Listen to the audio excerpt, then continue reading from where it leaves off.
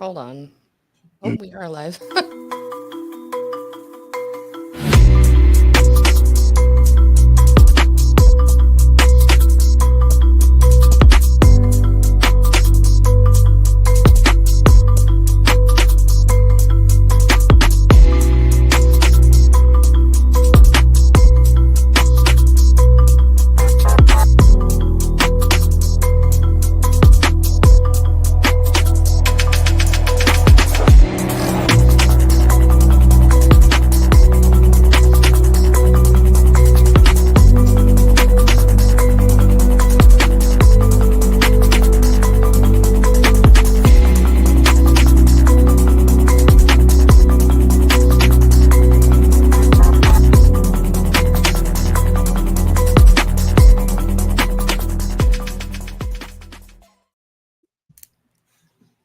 Well, hello, welcome in. The roses are right. I know I'm not sitting by the button. We're good. That's Dave's job usually. Welcome into another week of Roses Are Red podcast. Rose is, indisposed this week again, just busy with lots of things to do. So AC and are taken over for this week, and we have Alli joining in. This is a case she wanted to do, so welcome, Alli. Yeah. So, welcome, wife. Remember when you were like, "I want to do the podcast again, and I want to do the Karen Reed story," and you were like really in my face about it. You cornered me in the kitchen. That's like, awesome. You're not leaving. Remember? Right. And it's pretty pertinent. Her new trial will start April 1st, I believe. Mm-hmm. So it's absolutely insane for people who haven't heard about it, we'll explain it, but it's really insane because there's two trials, and then just yesterday, one of the lawyers from the first trial became the jurors from the first trial became a lawyer. Juror? Yeah. Sure. Yeah, that's how we have to tell a story. Perfect. Yeah, so we are doing the Karen Reed case, the death of John O'Keefe in the wee early morning hours on January 29th. It's believed that he was murdered or somehow passed away. And somehow passed away is wild.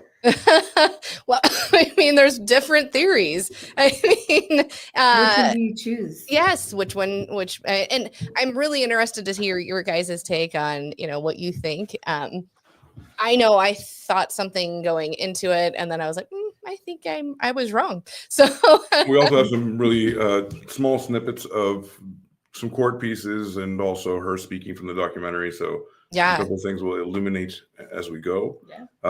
And you guys will, if you haven't heard about this, strap in. Yeah, strap in. It's going to be a good one. I was, I don't know. This one's tough. I mean, I feel like not tough. She did it. I don't think she did. She's not. We don't know. No, we don't know. But I mean, she's not really likable, right? This is what the show's about. You have to quickly jump to a conclusion, and then dig in. Yeah, no. This is why I feel like this one's tough. She's not very likable. Right. She's and I think that's and it's not. I think I don't hate her. Happens every week. We don't like the people. Well, we like them every week. I don't hate her. I just think that she is a strong woman with strong opinions and with an unfortunate court face. Well, yeah, and unfortunately, sometimes that doesn't read well, or she doesn't seem to have land right. No, people kind of get a little the fuck is she making those faces for? Why? Exactly. It's not helping you. It's not helping you at all. Correct. To make these faces, why do it? Exactly. But then I feel also on the flip side, me being a person that's very expressive with my face. Yes. I know. I feel the same way. Yeah. I have to tell her face to shut bullshit. up. Right. If some crap being spoken about me that's not true, I'm gonna look at you like real sideways. What? Yeah, for real? Did he just say that? Yeah, it's crazy. And you have to be like, shut your face. Shut. Exactly. If it was me, my attorneys would be like, wear a mask. You know what? I'm hiding your face. You're going to prison for a long time. Yeah. Your face. Just for your face. Mm-hmm. So let's kind of just get to the nuts and bolts of it, and then we can kind of go from there. So So Karen Reed and John O'Keefe had Boyfriend. are dating. They've been dating for a couple of years. Mhm. Kind of backstory on him. We'll kind of go through this quick because I feel like there's a lot to get to, but So to get like the actual case out there. So prior to them meeting, they had met back in the early 2000s, dated briefly or met briefly, and then reconnected during the pandemic. And during that time, John's sister and brother-in-law had passed. So Yeah.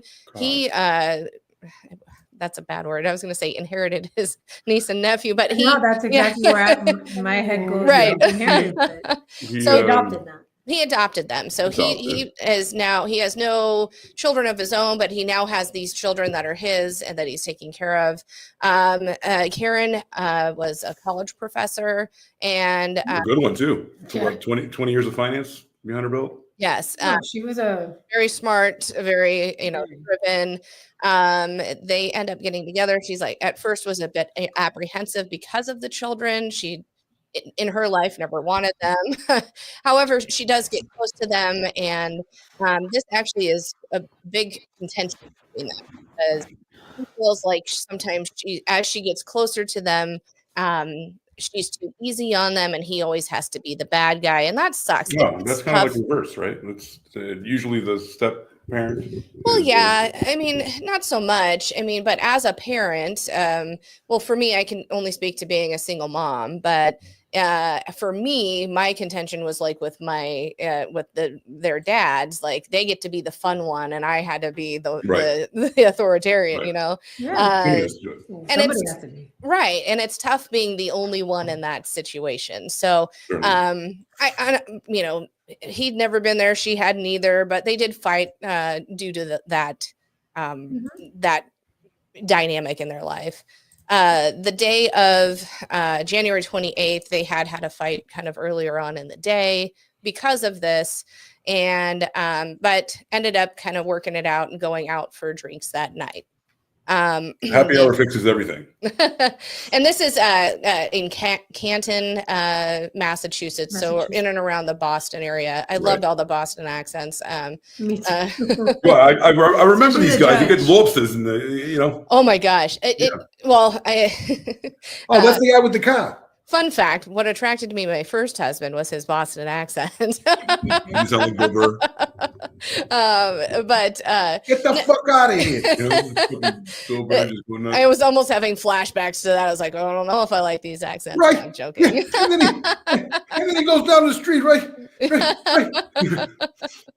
But so they go out for drinks. They go to one bar, meet a couple of friends. They have a few drinks there.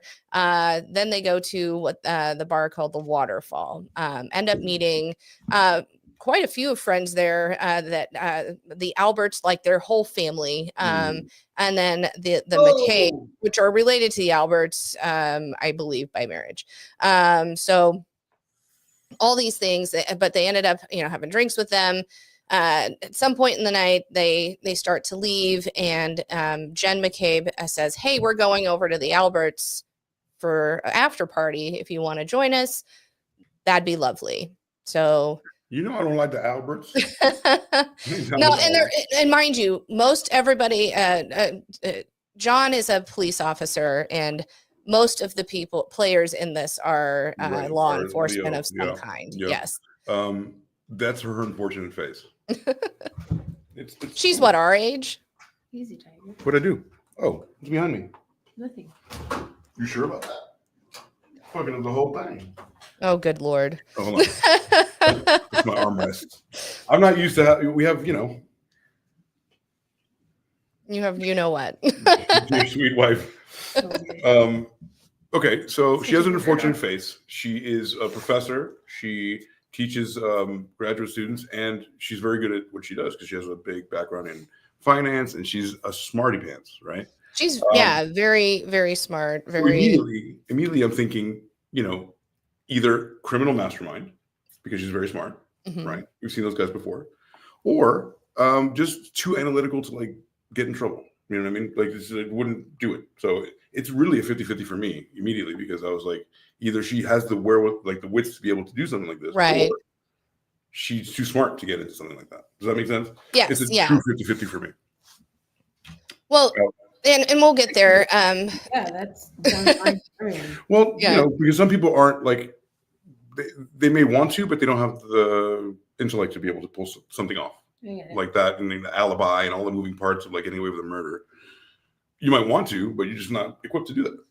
This woman is equipped, or she's just too smart. In my opinion, she might, like you said, you don't believe she did it, but also I saw some videos. It's like, it's impossible she didn't. You know? I don't know. I mean, things are, and the tale is old as time, and we talk about it all the time, right? We talk about it all the time here on our show. Was evidence handled correctly? How, you know, and there's so many things in this case that make me go, that's just weird. Why was this handled this way? Too many things that make you go. Things that make you go. Too many. To me, there's just too many to. Is that what you feel? To give a definitive answer. Well, you can give a definitive answer based on the things you saw. The gut feeling, the first gut feeling, because you get them. You're human. I genuinely, I feel like I just don't have one. Really? At first, I was kind of like, man, maybe it's a little bit convenient, right, in a way. But then at the same time, I'm like, but all of them are cops. Right. Like, why would a cop woman do that? And like, why would is she a martyr? Girlfriend? Is she a martyr? Want to do that? If he was such a good person, he was such a good man, such a good son, such a good friend, good boyfriend. Good boyfriend. Look at this guy. You know? Look at this guy. Okay. Look at this guy. Right here, Megatron. So so they end up they get the address to the Albert's home. They drive out there. Mind you, there is a blizzard warning. It's snowing. It is not good weather, but they're all cops and they all kind of live similar, close to each other, and they all drive drunk anyway because they're good. They're mostly Irish, probably. Who's gonna pull them over? Right. Who's gonna do it? Yeah, who's gonna pull them over? It's Blue Bloods. It's just an episode of Blue Bloods. Kind of, yeah. So they end up taking her her cocktail. It was a vodka soda or something with them from the bar, like a vodka soda. Vodka soda. She's driving. I assume maybe she's the least drunk out of the two of them. I'm not sure. They pull up to the home, and it doesn't look to be like there's really anyone partying. So he goes, well, let me go check. Let me go up to the door. You promised me an orgy. Also said that she had never really formally met the Alberts either. It was like that night that she had met them. Yeah. And like, I don't even think that he was very close to them either. Right. It was more the McCabe's that they were friends with. Yeah. Correct. And it was Jennifer McCabe that invited them over there. It's never a good idea to go to an after party at a friend of a friend's. Only after party should be like very close friends. Circles. Yeah, small concentric circles. I am Dave says does her unfortunate face have an OnlyFans? Wonderful point, David. Thank you so much. Give me a moment. I want to see her. I mean, it's our thing now. It is. He wants to see her unfortunate tits. Yeah. Leave her unfortunate tits alone. Okay, you're right. You're right, honey. I don't know, Dave. We'll never know. Sorry, we'll find out later.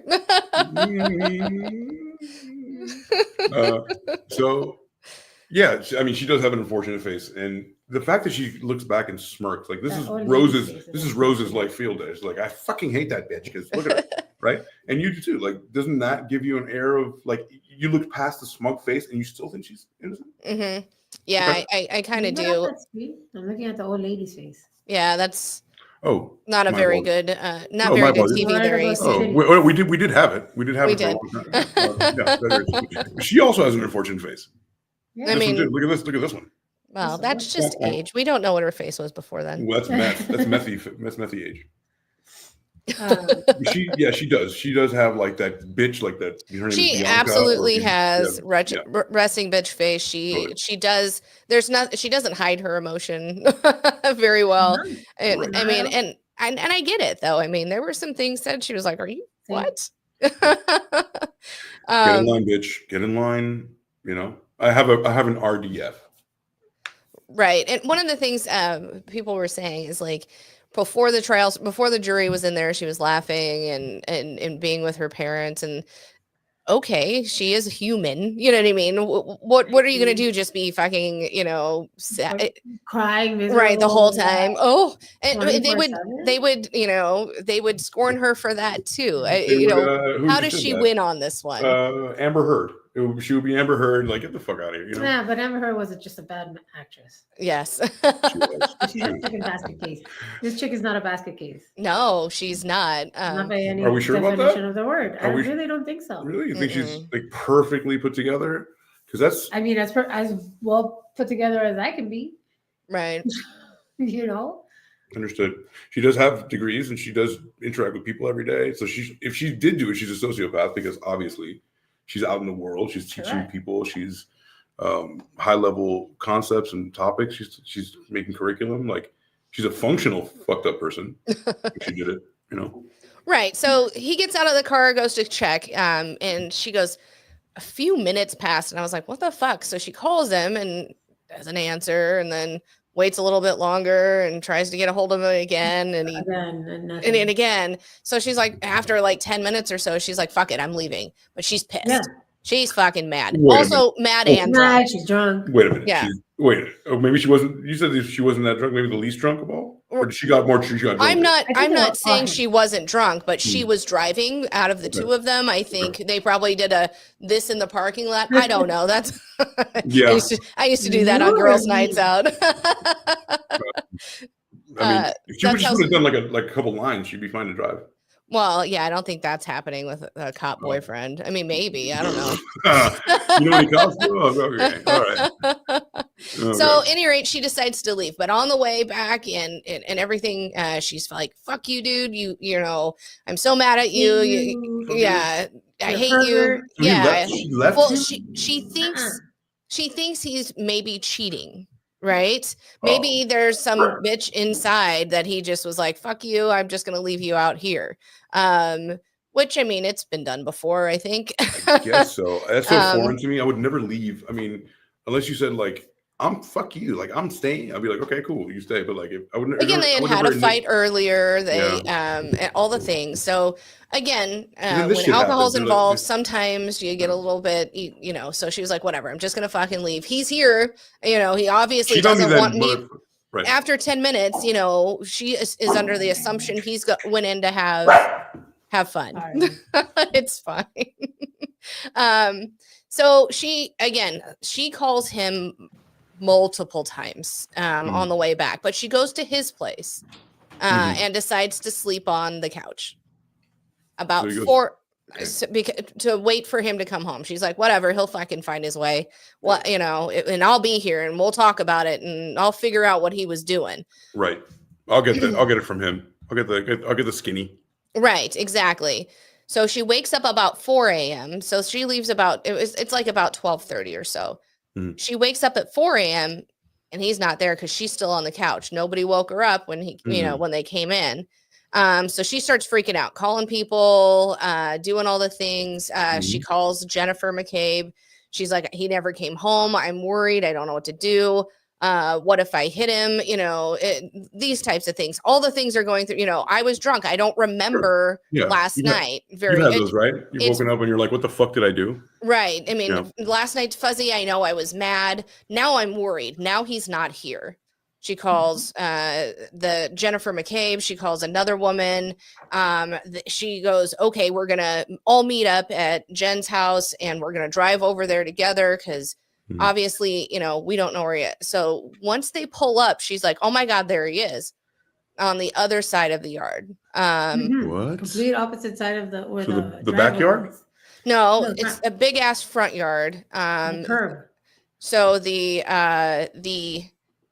driveway's on the right hand side of the house and he's on the far left corner of the yard by the flagpole.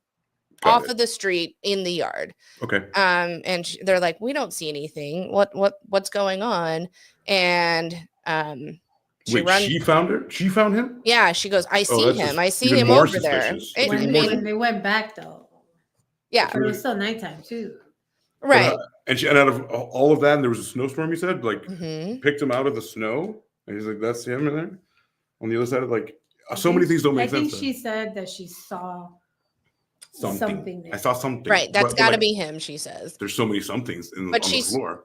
Freaking out, doesn't know where he is, wants to make sure he's okay. Mhm. And then and they do find him, and there was like a piece of glass in his nose that she pulled out and said it was shooting blood, which indicates he might have still been, I don't know, for me, wouldn't he still be alive at that if it's pouring blood out?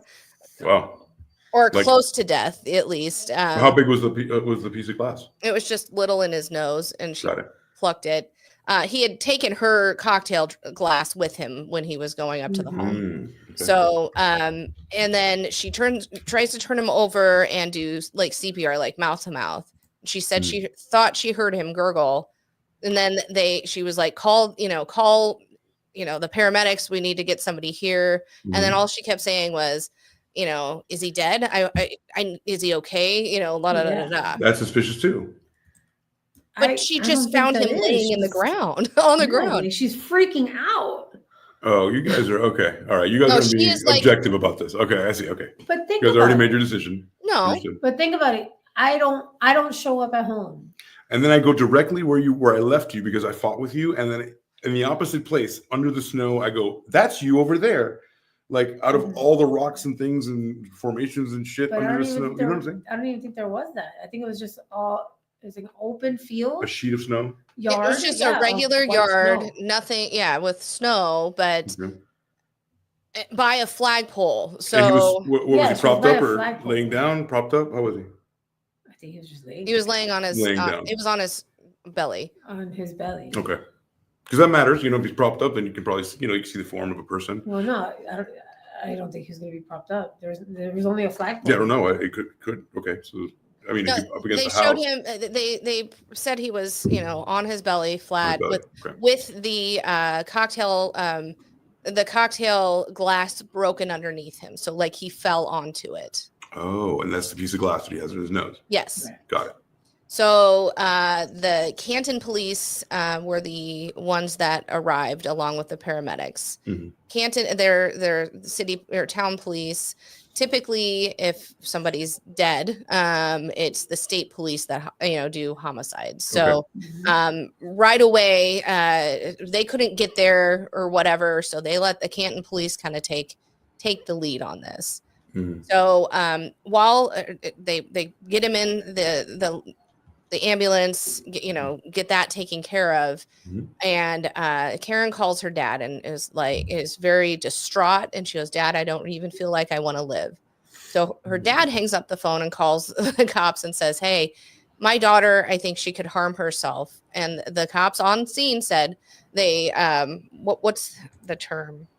They section her. Is that the? What do you want? What's the meaning of it? They took her to the hospital for her own good, so she wouldn't. Baker Act. Baker Act. Right. They called it something different, but that's what they did. Mm-hmm. Because they wanted to make sure she was fine. Right.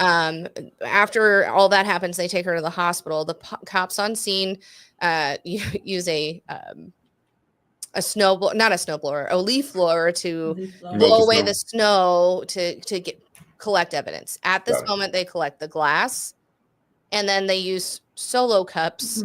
Solo cups. Yes. But this is going to be a crucial part. The glass, the actual cup, is going to be a crucial part of this investigation. Yes. Yeah. And they put the coagulated blood in red Solo cups and then put them in a grocery bag. Now they were doing with what they had and wanted to collect. But that is the only evidence they found at that moment. Wow, I'm spoiled. I'm used to Dexter. I know, doing blood splatter fucking analysis and getting a map out of like one stabbing. Yeah, but I mean, this is local police that doesn't do this, and they were like, "We don't have anything. We've got to do with what we have." Right? Yeah. Yeah. Okay. There's a couple ways you could have gone there, but okay, I'll give it to him. All the while she's in the hospital. He's there now too, because they take him to the same place. Mm-hmm. While she's there, she keeps asking, "Is he okay? Can I see him? Is he okay?" And then her parents get there, and the hospital staff stops her parents and says, "Listen, she keeps asking. We haven't told her anything yet.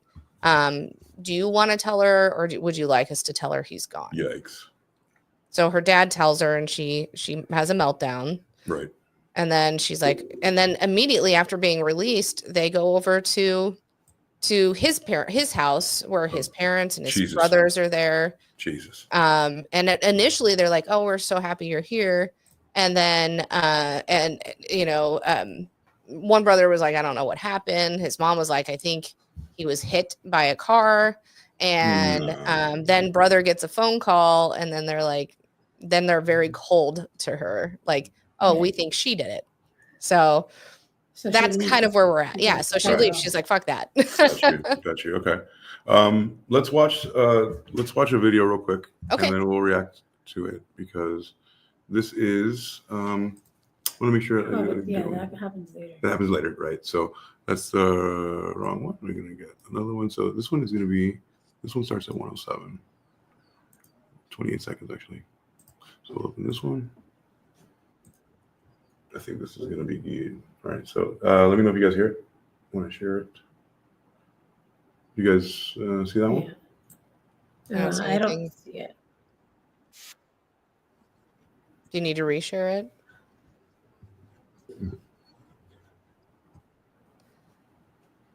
Stop sharing, and then we're going to share this one. I have a mess on my screen right now.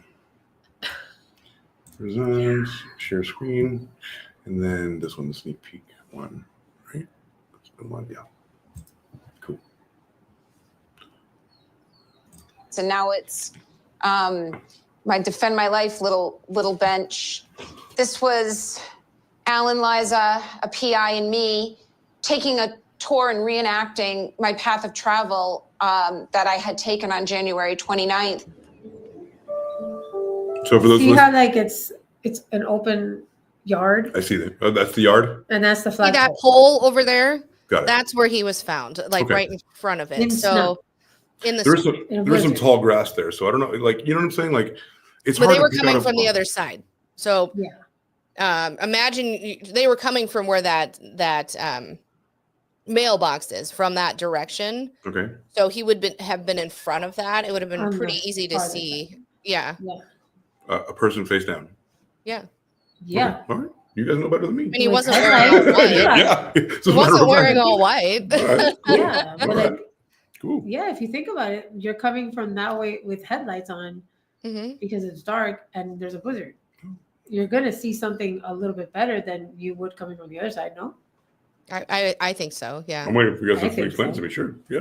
100%. Cool. All right. John was killed on January 29, 2022. He's on the side of the road in a blizzard. I don't know how we ended up there. I mean, yeah, we argued that day, and then I left him very angry voicemails, but none of this makes sense. I don't think anyone with any logic would think I killed John on purpose by hitting him with my passenger side taillight, in the head on another cop's lawn, and then go home, sleep it off, and then look for him the next day. I mean, what kind of criminal mastermind am I? Not a very good one. Yeah. I think this is the beginning of the show. Got it. Cool. Yeah. So that's okay. So that kind of sets up the people in the snow that we're talking about, right? Right. So we saw the lawn for the people listening on Spotify. So we saw the lawn. Mm-hmm. We saw how flat it was. I have a different opinion with the tall grass by the flagpole, but that's okay. Face down. They drive down that road and they go, "Hey, there he is, face down in the snow." Right. And they get up and he's dead. He's got glass in his nose and a broken cocktail glass Underneath him. Underneath Like he him. fell on it. Like you fell on it like that. Okay. Yep. Okay. Like you fall on your keys. Right. Right. So later on that day, the state police get into it. They contact her and say, and they think, well, it could have been he got hit by a car. So they take her car and her phone. She surrenders it. 11 hours later, the state police then goes to look back at the scene again. Right. They did notice on her car that her tail light was cracked, or it was broken. On And the was that passenger side. Were they saying that was the reason? That was how she? They think maybe in her being drunk, she backed up and hit him. Maybe didn't realize. They didn't know. So that they once they do that and look at her phone and whatever, they then they do arrest her for motor vehicle homicide or vehicular manslaughter. Mm-hmm. So unintentional. She does bail out, all the things. She thinks that's what her case is. But going forward, like 2 months later, they end up rearresting her. They indict her on first-degree murder. So it kind of takes a crazy turn. She's like, "What? You're doing that again?" Yeah, like part of me is kind of like, maybe if she did it by accident. Right. I don't think she intentionally. I don't think so either. Truly. However, it's just the way things come together. Like, Well, yeah. I mean, it's just so confusing. Right. To me, I mean, I don't know how they jumped from, from vehicular manslaughter. And even with that, she was like, Correct. well, I probably would have gotten 10 years for that. She goes, I don't know if I did. I'm that night's fuzzy, which is weird to her because she said she never blacked out, those types of things. Yet, one would think you would remember, hitting someone, especially your boyfriend. Like, exactly. You would at least and then my brain also starts to go in the sense of she had been calling him and calling him and calling him. Mm-hmm. Why, if he was right behind her, why wouldn't he pick up the phone? He was mean texting. Right. She was calling him. And maybe some. And he wasn't answering the phone when he was inside the house. Right. Oh, well, maybe he was. Maybe there was somebody in there. Yeah.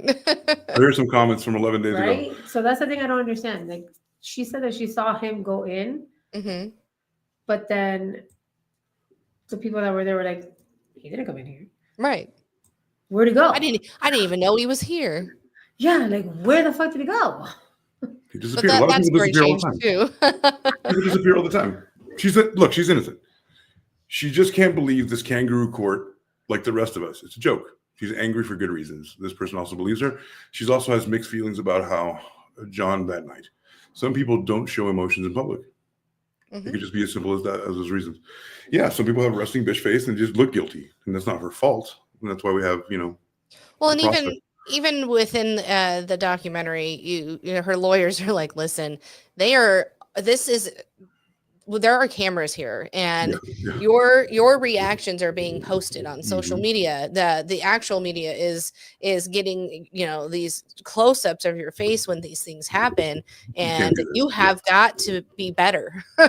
Just be better. This is way too in the public for you to be looking like this. Right. I mean, this isn't this isn't boding well for you. So good question here. If she did it, then why go back at 5 a.m.?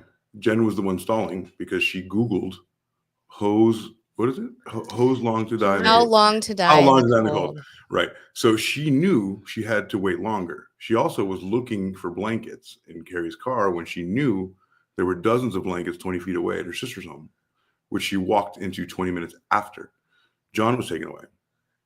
Yeah. So Karen was the only one talking life-saving measures. So Karen was the only one talking life-saving measures. And also, shame on Christina Rex giving the excuse of snow. I'm sure the police in Canton were used to the snow and trained for it. They didn't secure the scene. They never stepped foot in the house, and they didn't interview the witnesses. Yeah. Again, things were mishandled. As usual. Like it's as usual. Yeah. Immensely. You see her on the dash cam. I think she's fully innocent. She's freaking out, and not once did she. One of the prosecutions and a lot of the witnesses, including the paramedics, say that she at the scene said, "I hit him. Oh my God, I hit him." Yeah, like saying, but then they like, oh my God, did I do this? But then they go, including Jennifer McCabe. Then they go back, and the defense goes, "Do you hear her saying that?" At one point, did you, and the actual police officer that was talking to her, he goes, at one point, did she say that? And he goes, no, you hear her go, is he dead? Oh my God, is he okay? Right. Is Genuine he dead? reactions. Yeah. And even the first, they said if she would have said that there, she would have been arrested that day. Yeah. They would have been like, we know what fucking happened now, but everybody then comes back with that, with her saying that. But have we seen her vulgar texts? Have we seen her vulgar texts? Not yet. We're not doing that yet. No, but have we? We knew that because she said that, but because she's admitted to it. But yeah, I was wondering if you saw him when I was gone.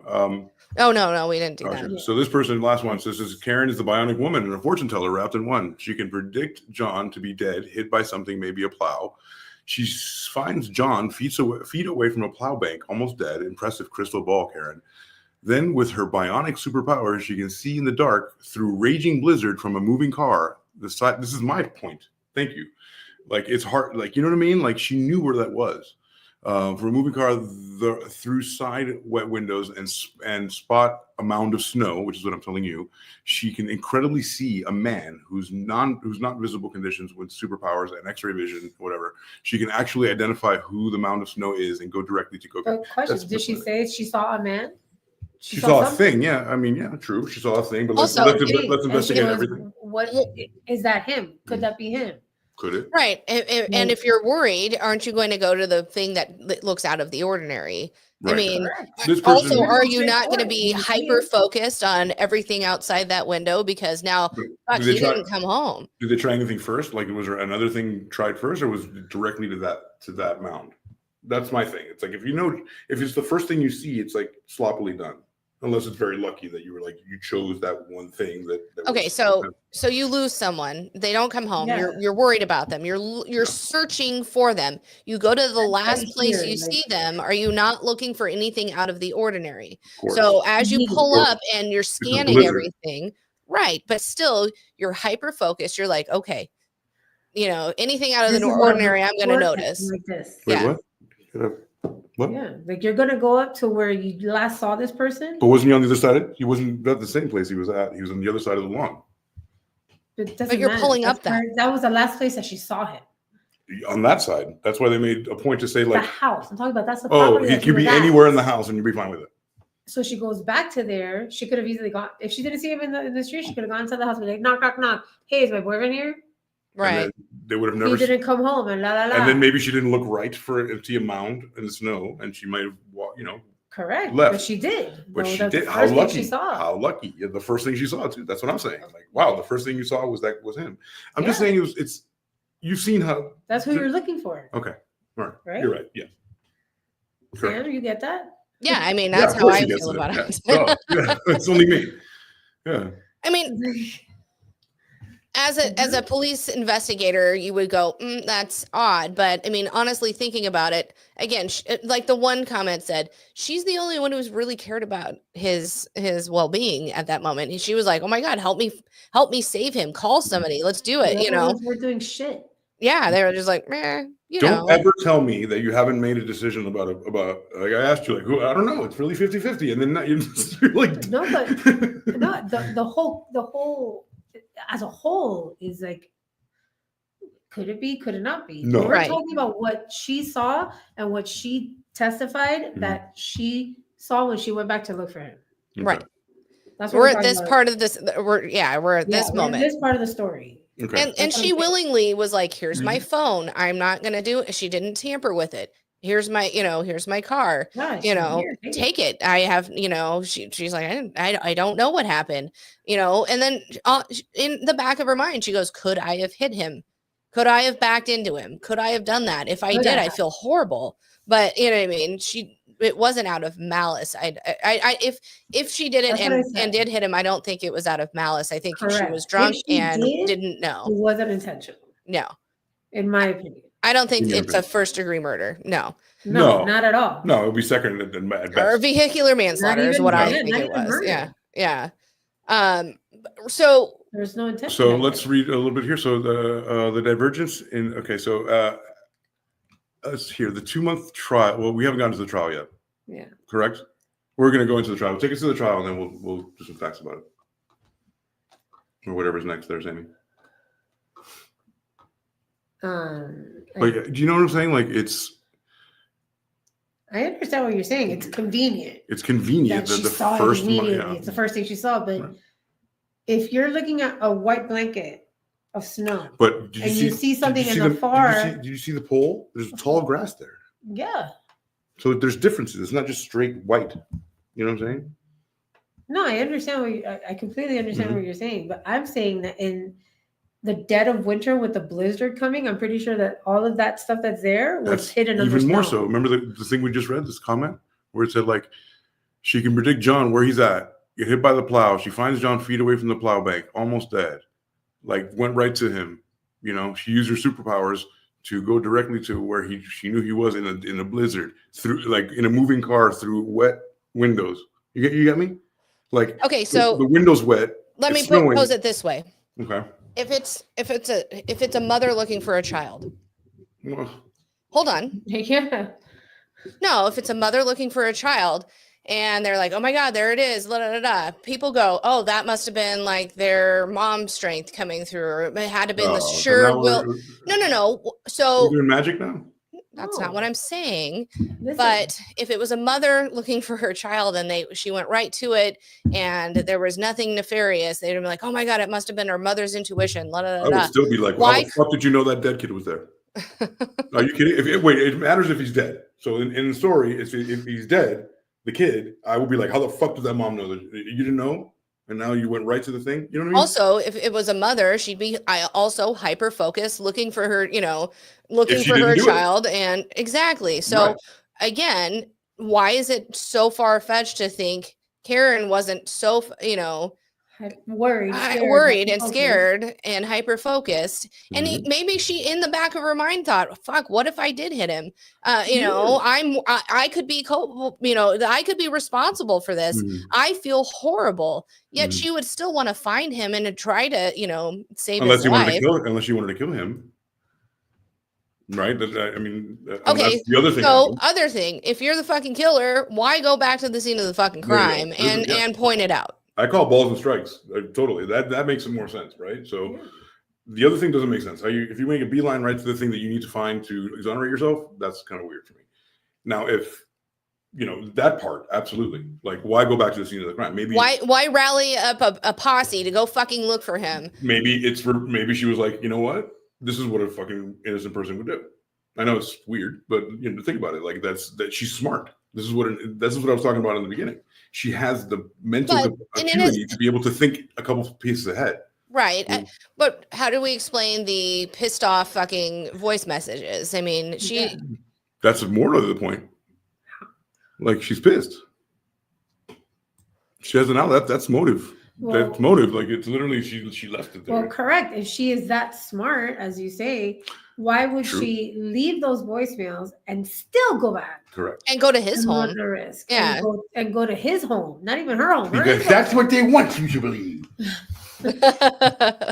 So I think we're spending a lot of time on this. Yeah, I'm good. Yeah. So one of the police officers the state police officers that was working the case actually knew and was very friendly with the Alberts. Immediately, he should have recused himself for conflict of interest. He did not. He is the one that impounded her car to look for all the things. And it comes out actually. So again, she gets arrested. Let's kind of get to the trial and kind of what they find out. Yep. So they. Well, I guess let's go back to where they go back to there was a team that went out 11 hours later at like 5 o'clock in the evening to search for more evidence. The state had sent them out, and they had searched for like 45 minutes, and then all of a sudden they now find fragments of her tail lights randomly. Like, I see what's going on. So you think she got framed? Okay, well, let me tell you. Okay, So they I got bring you. that's exactly the defense. Got The defense Yeah. says she was framed. Okay, Um, that makes sense. so they pull her. So one of the key pieces of evidence for the prosecution was her car pulled into the garage, and they were like, oh, they couldn't have gotten, that they basically they saw her taillight was cracked when they brought it in, but Be ashamed if your taillight was cracked. but there was there was no evidence that of the taillight. There was nothing when they initially searched. All right. So they have video of them in the garage and them kind of looking around the car. And the prosecution goes, oh, well, they couldn't have grabbed anything off of that car because look where, the way it is. Well, then the defense comes back and goes, hold on. Can you read to me the police, what it says on the back of the police car in there? And the guy goes, well, it says police, but it's backwards. They fucking reversed the image to make it look like, to make it look like they couldn't have been on the other side of the car, which in fact they fucking were. Correct. Wow. And then all of a sudden, got it. Dude, minutes after that happens, Galaxy Brain did that, dude. That was crazy. Minutes after that fucking happens, all of a sudden now, I mean, like 15 minutes after that fucking that video, now her shit's now at the crime scene. Right. See, another magically delicious thing. You know what I mean? Like it's happening on both sides. I'm not saying just that, but everything's screwy. The whole thing's screwy. They find text messages from the police officer, Trooper. What was his name? Proctor. Super Proctor. Yeah, Trooper Proctor.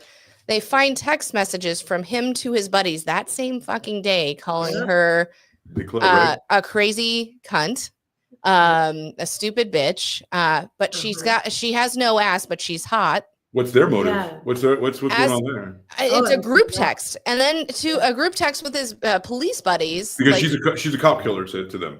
Correct. Yeah. Then he goes, I haven't found the nudes yet in her phone, so they're looking for naked photos. Yeah. I mean, they completely discredit this dude. Not really. I mean, I don't know, all of the fucking things in this. All of the things, dude. Like, but none of these things are like way outside the wheelhouse of a corrupt cop. So trust me, like. Well, that's what I'm saying. We go on and on and on in many of our cases that we. I'm trying to find the good ones, Sammy. I'm trying to find the good ones in between the shit ones, but every week there's a shit one. I know. I mean, every once in a while we get a good one. You know what I mean? We got a breakthrough. Everyone in Roses of Redland. My friend who tragically passed away in November, Brandon Durham. He the cop, the one we did 2 podcasts about, Alexander Bookman, got indicted today for murder. That's a little win, isn't it? I mean, I feel like it's a big win, but you're not thinking it's as big of a win as I think. I'm not, and neither does the lawyer, because the lawyer and I and Rachel, his widow, went on Telemundo today, and we did an interview. Okay. And it ended up doing it in English, even though I think I was there because I spoke Spanish. They were like, "You want to do it in English?" So I'm like, "Yeah, I think I expressed myself a little better." Anyway, they asked us why it took so long and what are we feeling and all that stuff. And I was honest. I'm like, I think they're just prolonging it because it's a big club and we're not in it. Well, and the fires, and everybody kind just of wants tamped down a little bit. Yeah, exactly. And then when he gets acquitted, I hate to cast aspersions, but when he gets acquitted, because there's a qualified immunity, it's not going to be murder one. You have to get a grand jury to indict murder one. It's just not going to happen. Like, it's the most egregious thing I've ever seen. Not because it's my friend. It's the most egregious. Like, it's awful. It's awful, right?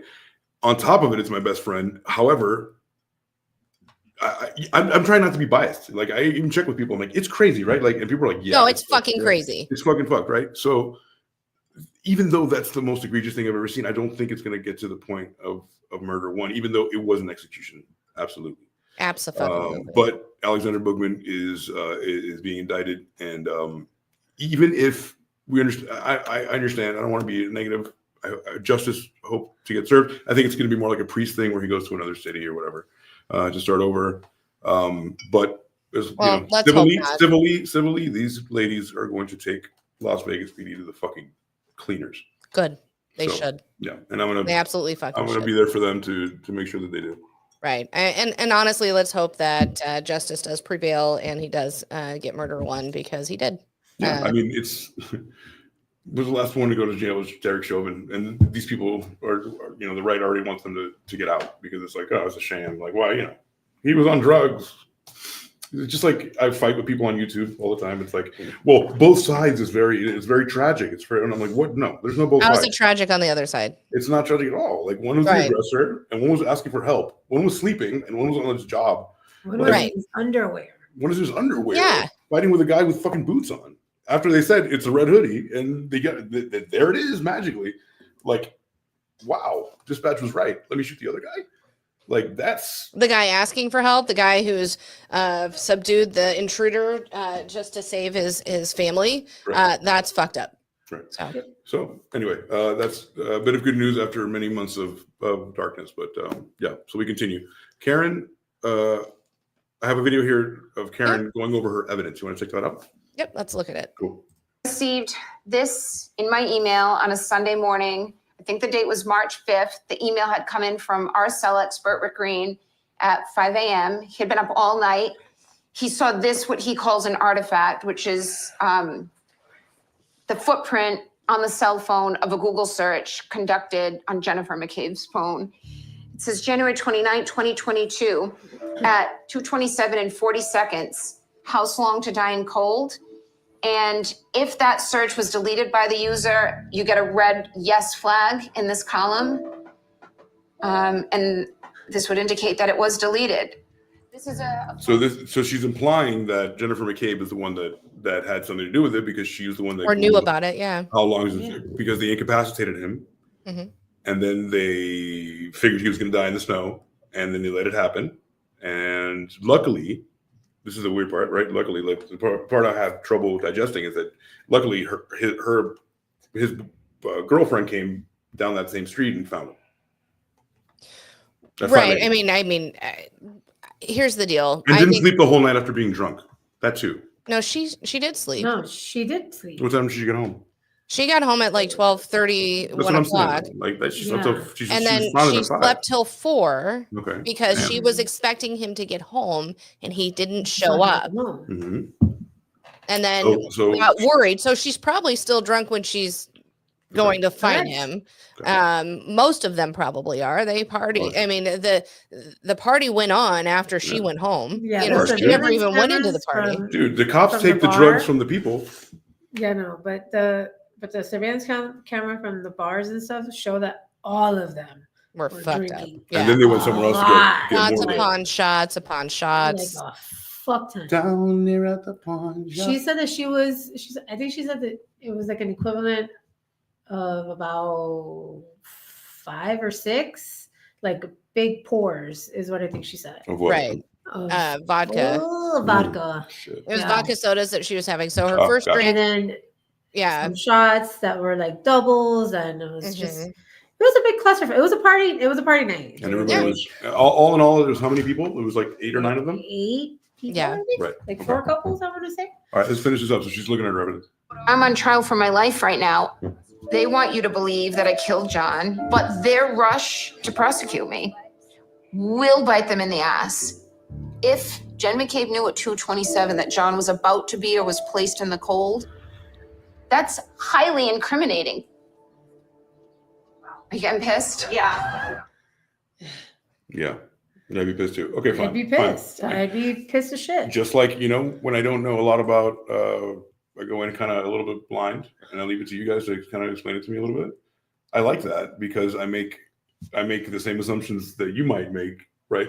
Mm-hmm. But I make them like way earlier. And, and I'm like, she did it, it can go either way, but sometimes it just really messes you up. If you don't watch the documentary and just read the headlines, you miss context. To be fair, I wasn't. I mean, I knew of the story. I remember seeing all of this in the news. I mean, I pull news stories every week for both of our shows usually, and I just never really went into it. I'm like, I don't know. But then I get into this, and I'm like, and initially I was like, she probably did it. And then like, Allie's like, I'm like, yo, Alli is really into this. She's like, okay, I will devour this. Yeah, it's just it really like I had seen it pop up like on TikTok and stuff like that. What did you like about it? What got your what got your interest? What caught my attention? Of all of them?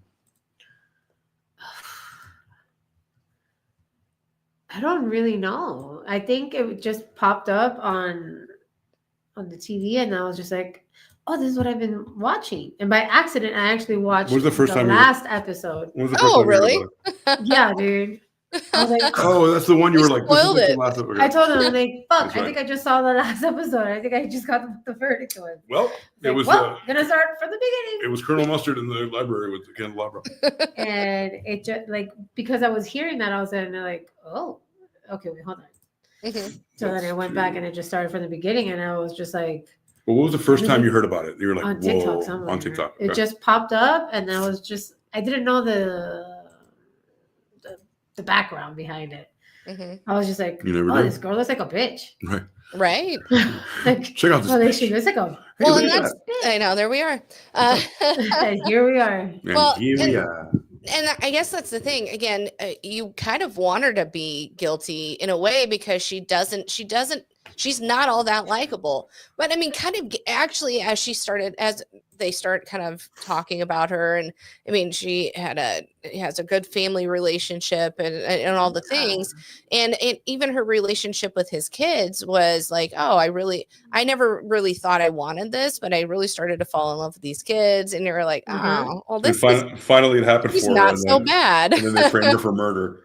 Right. I mean, she's still fighting for her life, for Pete's sakes. And she takes kind of the thought. Yeah, she takes the thought of, fuck, I'm 44 years old. If I get life, that's it. That is even if I get life with the possibility of parole, 20 years from now, what life do I have left? Right, of course. Yeah, of course. So, and then she's smart enough to know that it's no life at all. Some people are like, I'll get a job when I get out and I'm 60. Like, come on. Right? No, you're going to assimilate into the workforce at that time. You have to be realistic. But yeah, so she hired. So she had a really good defense team. She hired Kevin Spacey's lawyers. And then her original lawyer. They're good. Kevin Spacey was actually innocent. So it's always I think it's a little easier when but they're a good team. I mean, what I liked a lot about it, she's so involved in it. She was in the war room with them. She helped them, again, because she's so smart and, knows things. She helped them put slides together and all she was very hands-on her own defense too. I agree. Well, yeah, like I said, she's smart. She knows the moving parts that even if you don't know, when you're smart, you kind of understand the moving parts of stuff. And you don't know like the minutia, the granular stuff, but I get it. I get the overall flow of things. And it could, smarter people are just, you gotta trust them less because they can be more devious. They just have more acuity to be more devious, period. And that's subjective too, right? It is. All right. Do you want to continue to go with another party? Do you want to watch another video about a body in the snow? We could do either. Try it up. Yeah, let's look at this real quick. And then we'll talk from there. Yeah. Go ahead, speak, and I'll play some video. Go ahead. Let's get. Thought we were playing that. Yeah, no, I'm not. I'm just playing. Oh, okay. No, no, so there was many things. I mean, the prosecution hit hard that they had been drinking. They had a whole, because the bars have TV there. They had a whole timeline. All of the witnesses hit hard on, especially like the paramedics. She was like, I hit him. Oh my God, if I can hit him. Those types of things. Yeah. I just want to stop it there for the people who are watching visually on YouTube.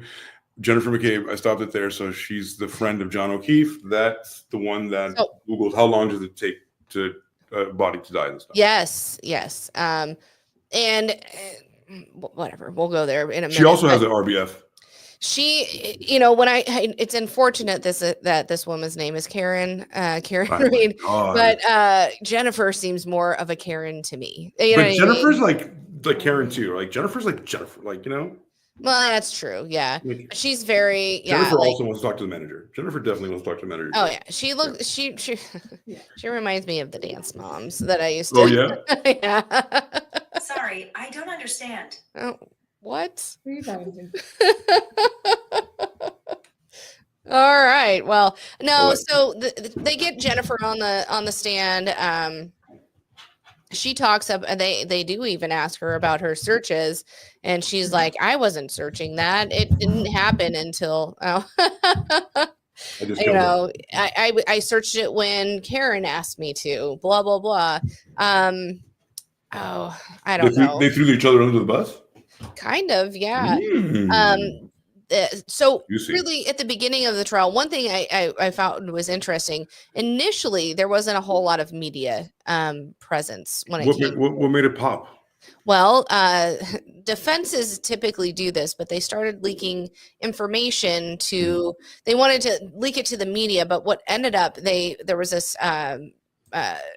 vlogger on YouTube called Turtle Boy. And, Turtle Boy. This is where Turtle Boy comes in. Yes. And so they started leaking information. One of the very first things was that Jennifer had Googled how long to die in the cold.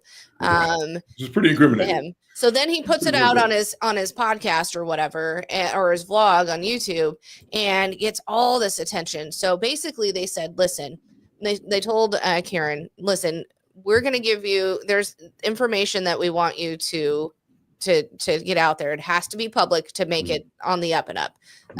However, typically we don't want you to go directly to the source or to the person you're leaking it to. We want you to have a third party. Right. And then she was like, fuck that. I don't trust anybody. I'm going to just go directly to Turtle Boy. And the town of everybody is so divided. Was Turtle Boy like a local? Is that why she trusted her more than? I don't remember, to be honest. Okay. But she was just. She knew him. No, he was the one who's like, I'll take this case. You know what I mean? Let me talk about it. And he had such a following that they had people. So when going to trial, basically they had to have her section like 200 yards from the beginning of the courthouse, and they weren't allowed to put any like her name or anything written because they didn't want the jury to be tainted. So instead they said like what's your favorite color, or what's a color that we can wear to represent you? And she's like, well, I like pink. So they all would dress, the people for Karen would dress in pink. But then on the other side, there was, justice for John O'Keefe on the other side. And it's divided the town. Right. Yeah. It's totally divided like left and right, binary choice. Well, right. Like, kind of like you and I and you guys and you. Well, and even Karen goes, listen, I know that I'm kind of in the middle of this, but I honestly just want to make sure or find out what happened to John, because, he's the one getting slighted in this. His memory is, he's not getting any justice by everybody, focusing on me. She loved him. She mourned him. There was that, and it's just been, polarizing for her. But he took up her cause, and from then on, anytime they had something that was public that they could leak, they would take it to Turtle Boy.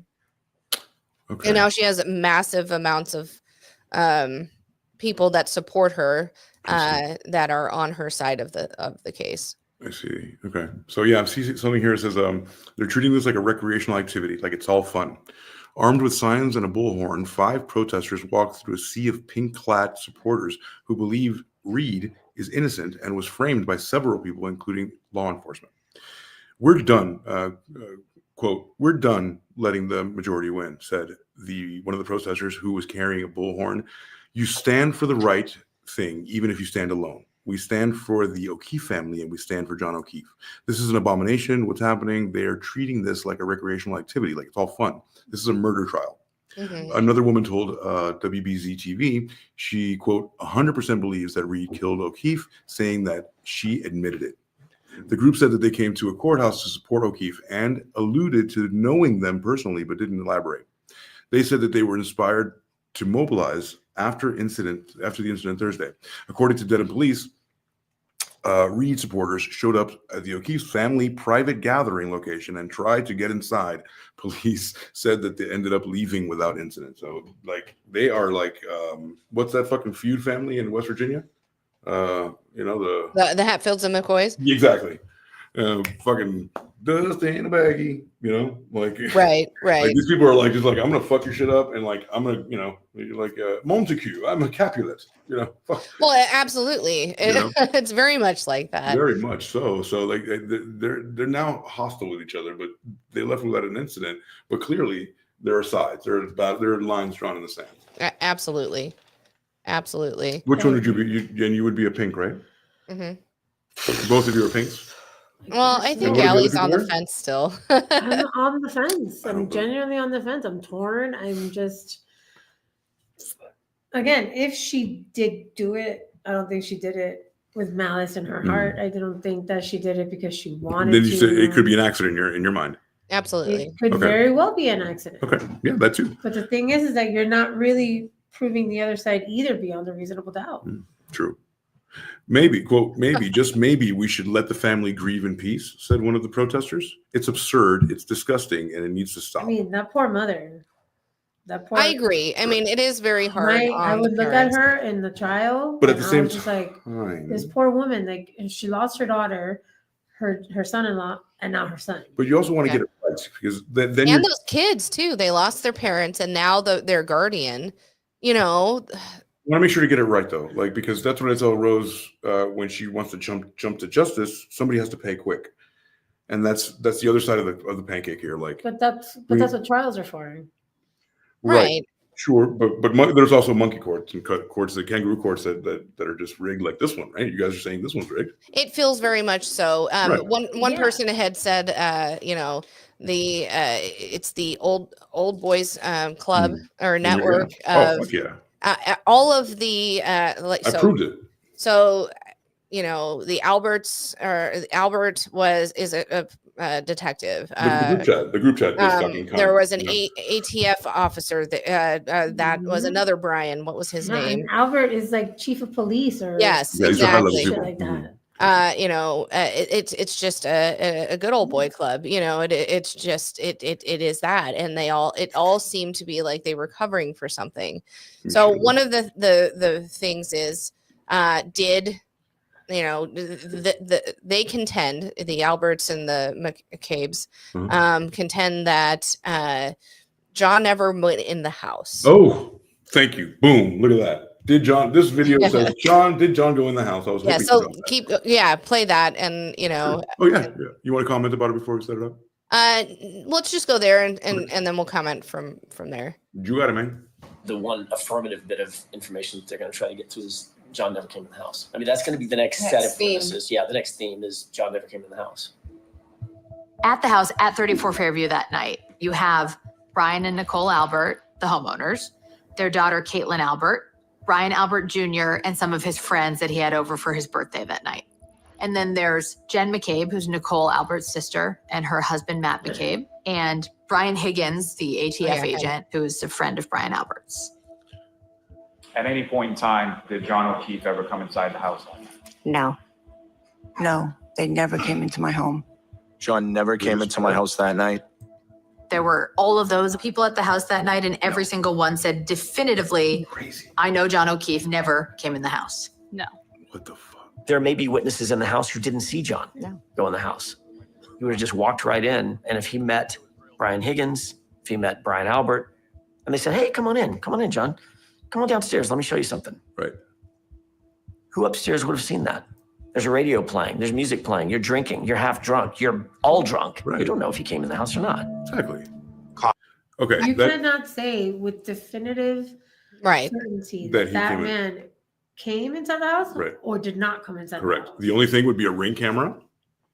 And that's my other thing. Right? Is there a ring Why camera? doesn't anybody have Well, one? the police never went into the house to check for evidence. They never. There are so many things. You know, maybe, are you saying because maybe they already knew the outcome of it? They didn't have to go inside? I think they went. Yeah. They were That or protecting they somebody just in the dumb, home. yeah. Wait, hold on. What? Yeah, they're either protecting someone or they're just, we're really going to just pin whatever the fuck happened on this chick and we're not even going to bother going inside. Yeah, it doesn't matter. That's We what I already mean. got That's what our. I'm saying. Right, exactly. Exactly. We yeah. already know the story. We know the know outcome. what We're not happened. gonna follow up all leads. Exactly. We're not Why gonna why drag a police chief through the fucking mud if we don't have to? Because although I would definitely do that because I would knowing what I know now, that would throw people off the scent. Right? Like I would clearly go through the protocol motions of everything that has to be done. Absolutely. And so no one would say, like some fucking asshole like me on the internet going, I don't believe that, on a Friday night.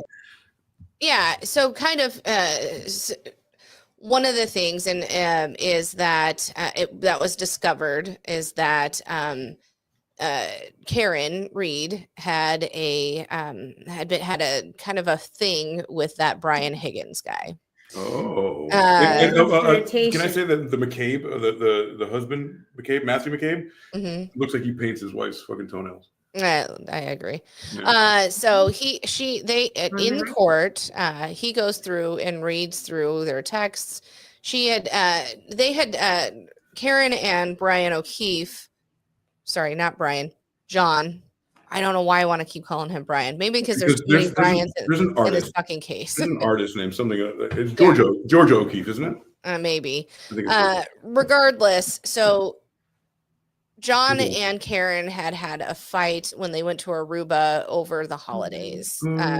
Jamaica. And basically, she had come down into the lobby and saw him hanging on a girl. What had really happened, I guess. What had happened was she had been a friend of his sister's, and they were like, "Oh my God, I can't believe you're here." Yeah. And Karen was like, went into a jealous, like, "Oh my God, blah, blah, blah. Who the fuck is this?" That's the second time she assumes that there's cheating, well, right? It was the first time because this happened well before this, so about a month beforehand. Right. And she was like, "Who the fuck are you?" La, da, da, da, made a scene.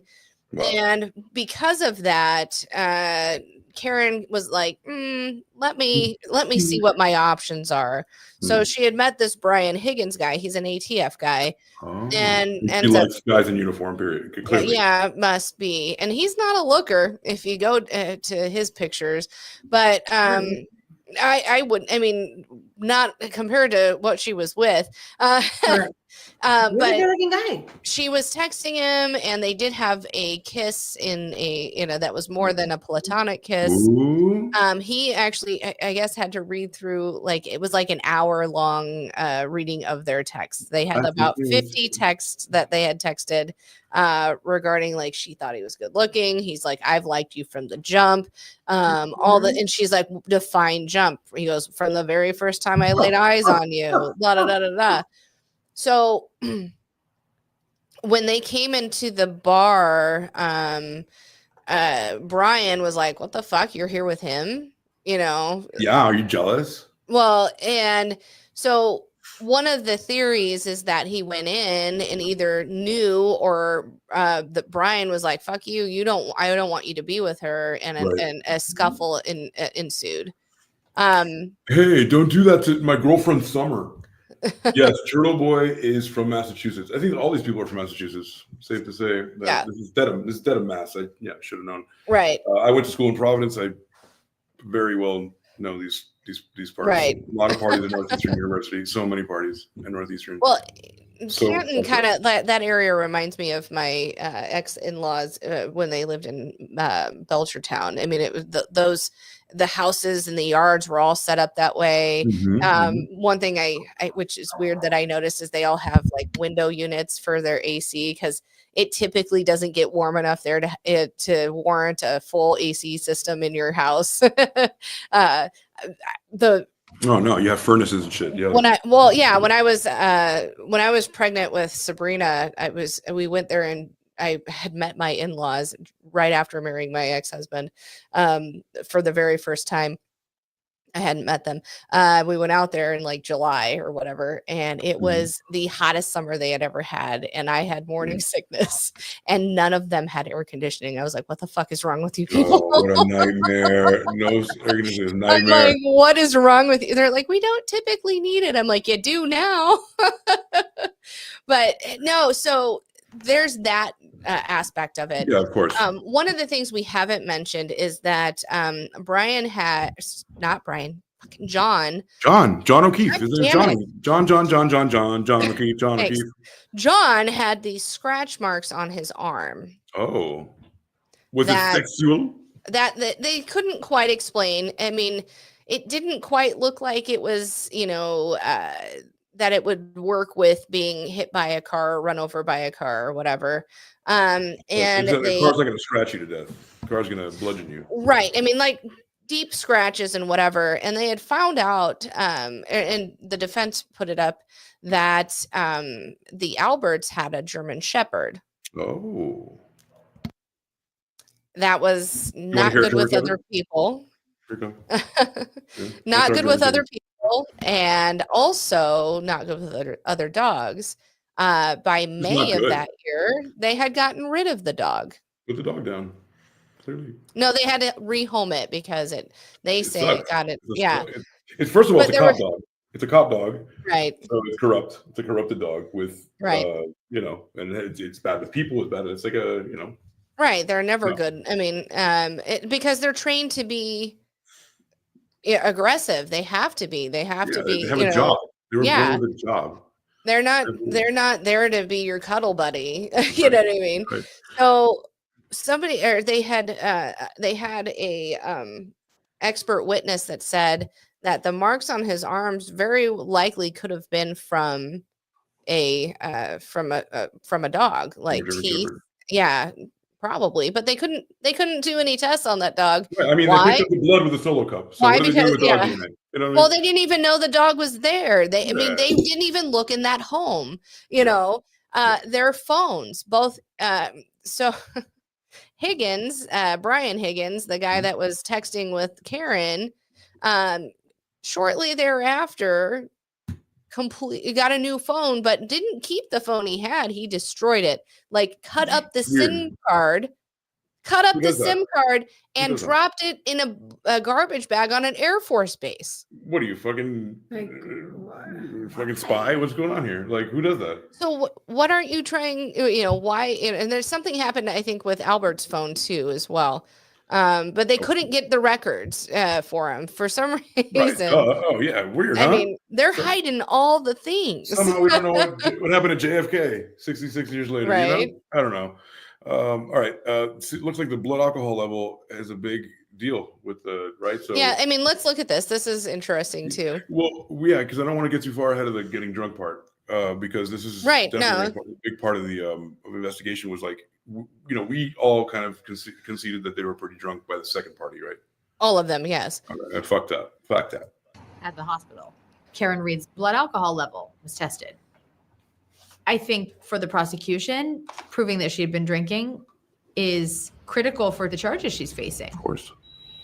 I'm just showing you a document as far as some medical records in relation to a patient named Karen Reed that visited the Good Samaritan on January 29th, 2022. Is that correct? Correct. You see a record in regard to a lab result for alcohol testing with regard to Ms. Reed. Everybody in this whole document is like, isn't it true, doctor, that you Yes. And what is it reported as, sir? It is reported at 93 milligrams per deciliter.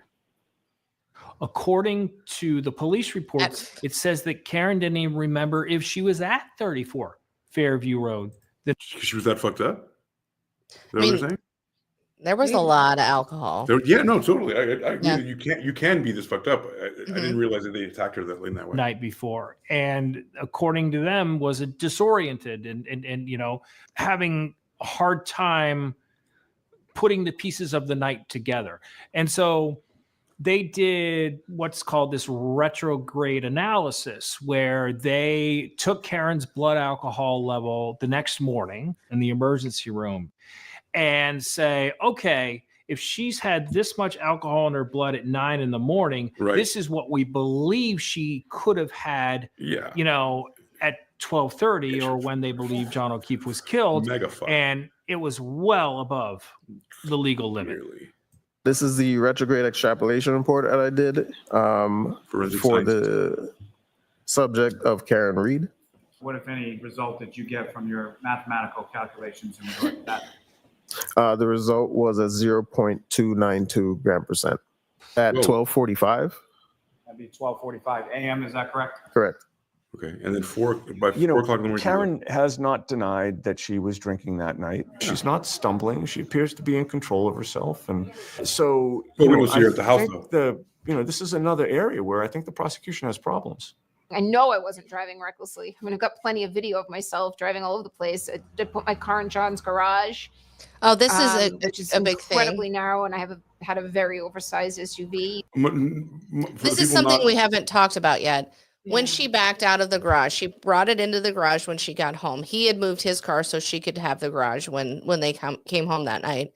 She backs into his car when she leaves at 5 a.m. in the morning, and that's where she believes her taillight gets cracked. But also for context and color, there's a fucking blizzard happening. There's a blizzard happening. All the cars are white. It looks like icicles and stalactites everywhere. It's a shitstorm. It's a shitstorm. Clearly, these people know how to navigate that, but that is a wrench in the whole system.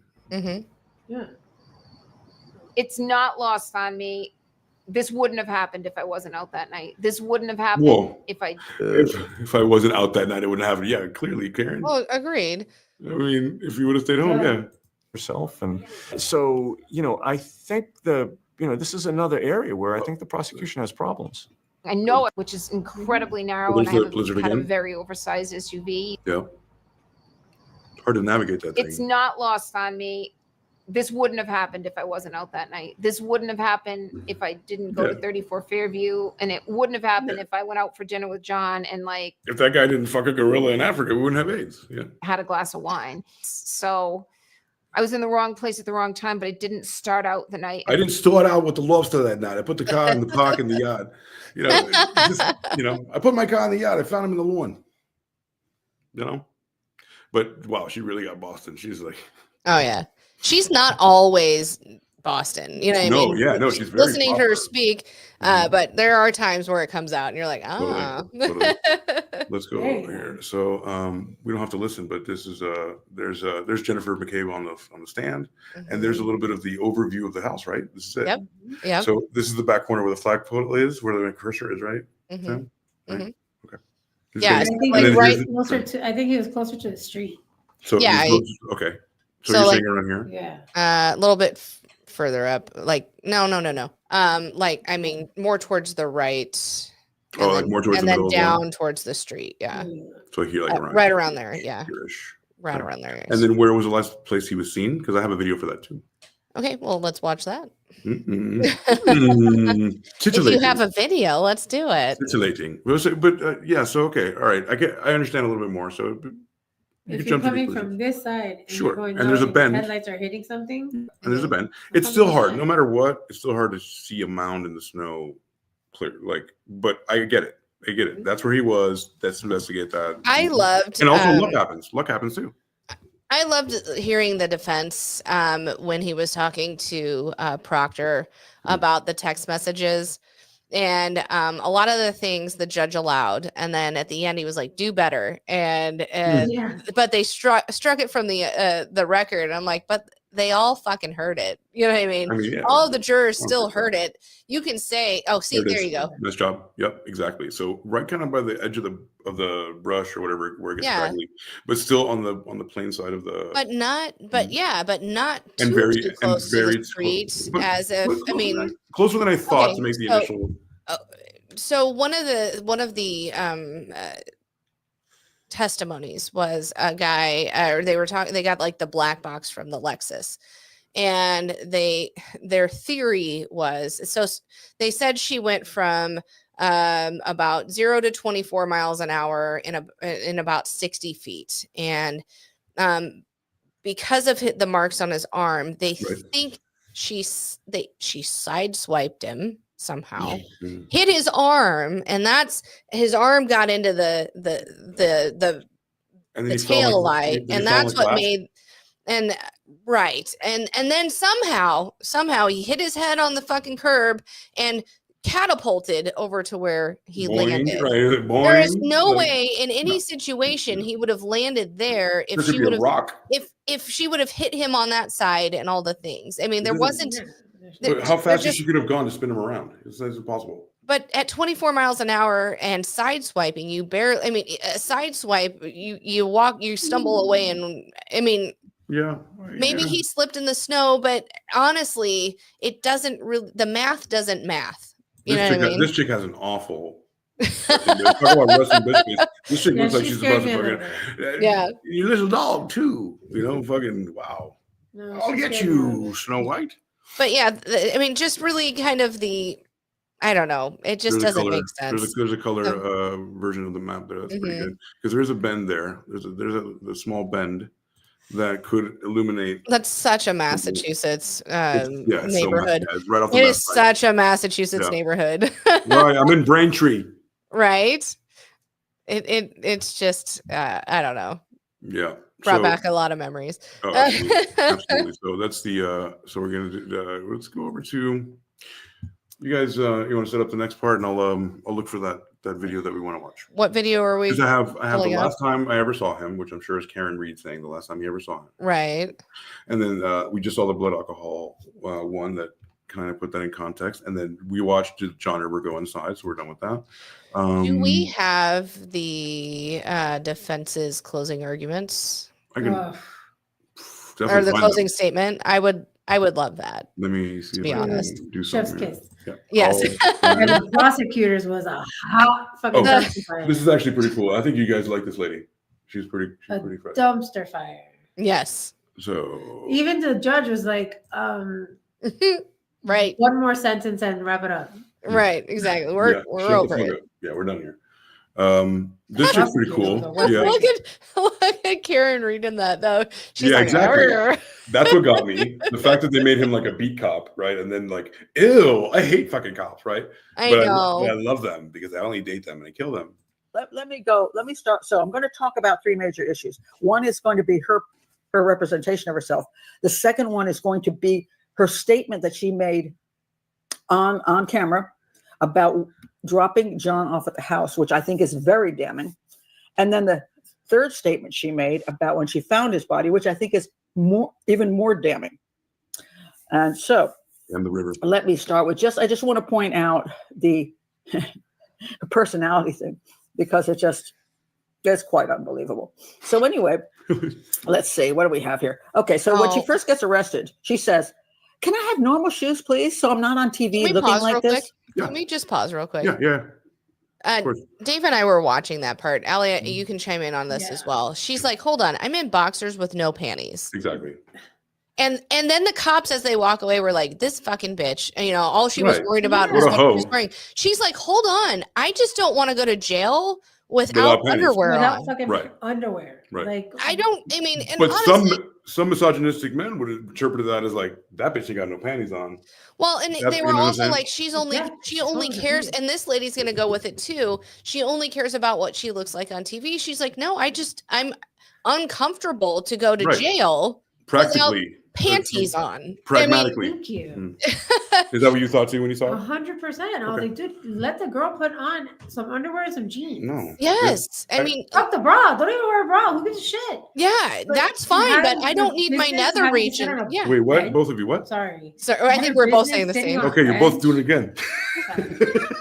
Alli, you go. Go. Yeah, like to just have, to have her bits and pieces sitting on a nasty ass bench in a jail with nothing. I don't think it was too much to ask. I agree. Cops don't work for you, and cops don't give a fuck about how you feel. I'm not asking you to work for me. I'm asking you to at least treat me like a human being, give me some dignity. That's a bit much too. Like that, because then if they can see to you, then they lose their power over you. You know what I'm saying? It's like, I'm gonna go with you though.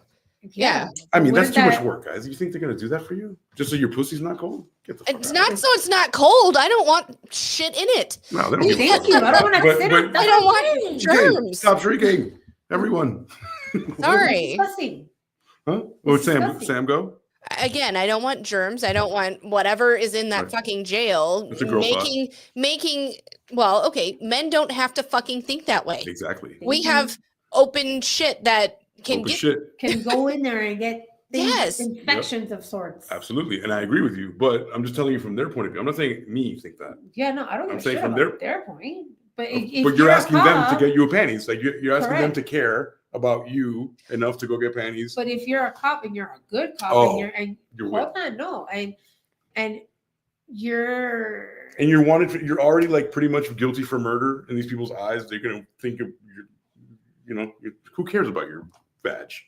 Sit on whatever. You're a murderer. it's called giving a person dignity. Oh, yeah. but you're a murderer. See, What do you mean? do you see the? No, you're an assumed. No, murderer. not if they You haven't framed her, been right? convicted. Not if they framed Correct, her. but you haven't been convicted. Oh, well, I don't give What a fuck. happened to They're, innocent they're just until gaming the guilty? system. They're trying to frame somebody. They can give a fuck about like integrity. Zero I mean, integrity. but it doesn't look good on them. No. No, it doesn't look good on them. It just that looks like a normal police interaction to me. That's how fucking fucked up shit is. Because it's like I I'm guess. cold and I just want some panties, or like I just don't want to sit in shit where like 80 people. Like I don't care. Why don't you just sit right there, sweetie? It's. I mean that's a normal. There's no like reverence. He had every right to request that she be able Sure. to put panties on. You can request whatever you want, sweetheart. But they didn't need to demean her. And this woman, I can't believe. My point is that they usually do going, that. They usually demean people. It sucks. They usually do. They don't Yeah, let that's you like have that cops because then if I let you do that, I gotta let them all do that. You know what I'm saying? Like that's the mentality. It's gross. It's common hygiene, for fuck's sakes. I mean, honestly, men don't get it. You don't have parts that are like it's ours. the fact that she's a criminal already. It's not because she's like. It's the fact that I don't give a fuck about you. Like because I'm pretty much certain that you killed this guy. Well, and this is the second time she was arrested. This is after they Right. indicted her for first They hate her. degree. Oh, they hate her. She'd 10 times already more. she'd already been cooperating. She'd already been doing all the things, and now they It was a mistrial. That surprised looks bad on her. them. That looks bad on the cops. That was a mistrial. It wasn't a mistrial yet. No, it wasn't a This I mistrial. thought you said it was the second time. Second time she Right. was arrested. Arrested, not So tried. they arrested her for manslaughter or vehicular manslaughter, Okay. and then they said, "Oh well, it was a cop that passed. Let's Yeah, go they get her hate for first degree murder." Worse. And then they indicted her, and this was she had already been made bail for the first one, was Yeah. awaiting trial, and then they go and get her again. She's a cop killer in their eyes. That's It doesn't- exactly it. It doesn't matter. She's a cop killer. She made him look bad because they couldn't really kind of nail her down. Like she's slippery and she's getting away with it. Do you think panties is on this guy's mind? He's like, I hope your fucking labia. But the way fucking he freezes off. speaks about it is Yeah. so fucking What about the group chat? Fuck that cunt. Like, of Right. course they hate her. yeah, hate her. that's true. Yeah, you killed a brother of ours. I don't care if it's real or not. You killed her. We've assigned that to you already. It doesn't matter if you did it. Right. We have to assign it somewhere because we're brutish. I mean, Well, it reminds me of the Temujin case where they exactly what I was thinking. Yeah. they We're done. they It's stuck already to done. one person and that's all they could think of. Yep. You remember that case? We were talking about the guy who in 1986. Oh, yes. The guy who was like already like super guilty. That's the mentality. It's like I don't have to give you shit. I hope you're Correct. I I come understand. from a that. place from like I hope your labia falls off. Yeah, correct. I completely get that Mhm. because it's You that killed God my brother. complex that they have. No, because- no. On top, you killed my brother. No. I understand that, but it's their dumb little fucking power move. But if It's you the only one if- that they have but- at that moment. But if you're in a clique Mm-hmm. and you don't have a whole lot of information, but like it kind of fits that like one of your like best friends was killed, Mhm. you'd want justice immediately. You know? I know, but what does justice have to do with letting a girl put on some fucking pants? Oh, we hate she killed you. Like, that's like if somebody kills Sandy, God forbid, right? Mhm. Somebody kills Sandy, and then the killer of Sandy goes, "Can I have panties?" You're like, "Fuck your pussy, bitch! I hope your fucking pussy falls off." Would you do that? Of course not. know. Of course not. Oh God. But to me, I just don't see what. Because let you the hate fucking her. Girl to put on pants. You hate her. You want her to suffer. Oh, she's gonna if she's really guilty. she's You've gonna already suffer anyway. assigned that. We've already assigned it. Like it's not like I understand yeah. that, but again, it Why just help her? boils down to common hygiene. No. And I get it. Yeah, of course it does. And You're she has, absolutely and I right. think that she's within her right to ask them, can I put on some fucking panties? Sweet, and you know what, sweetie? You're more than welcome to ask as many times as you want. Okay. It doesn't mean I'm going to get you a cloth for your vagina. That's the only thing. It's like Okay. I both of you. It's not just you. Both of you. It's like why would I want that? I don't want you to be comfortable at all. It sucks. I'm trying to illuminate it for the crowd. It's not just for us, right? Well, regardless, at the end of it, somebody brought her fucking pants Well, anyway. They said her parents could bring them to her. Yes. Oh, But somebody who cared about her still pussy. took her to jail in her boxer Right. shorts with Somebody, no panties. somebody who cared about her pussy brought her panties. Not any of those cops, because they want her to suffer. She didn't ask them to give it to her. She asked if she can just put them on. Yeah, and I'm not going to let you because I hate you. Correct. Right. Because you have a God complex and your mommy didn't love you. Because I think that we've assigned you. And your yeah, daddy probably touched you in your special happy nono place. Of course. And This is why I love having Alli on. Special happy no place. Yeah. What the fuck? What else? All right, let's keep playing this one real quick. And I just had to stop there because that annoyed the fuck out of me. Yeah. I know. I want to punch her in her stupid ass looking bottom teeth. Who? Yeah. No. She's This innocent. bitch. No. Oh, the the old lady, lady. dude. The old lady. Okay. All right. Let's hit her. Seriously, that's your concern. Your boyfriend is dead. You're being accused of killing him. But you're worried about your shoes. She apparently is often worried about how she looks. Ooh, ooh, I'm so cute. That does not help her. That did not help her at all. She's such a dumbass. Who?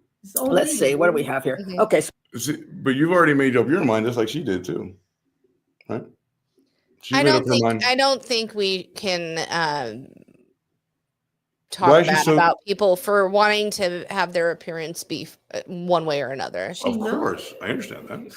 I understand that.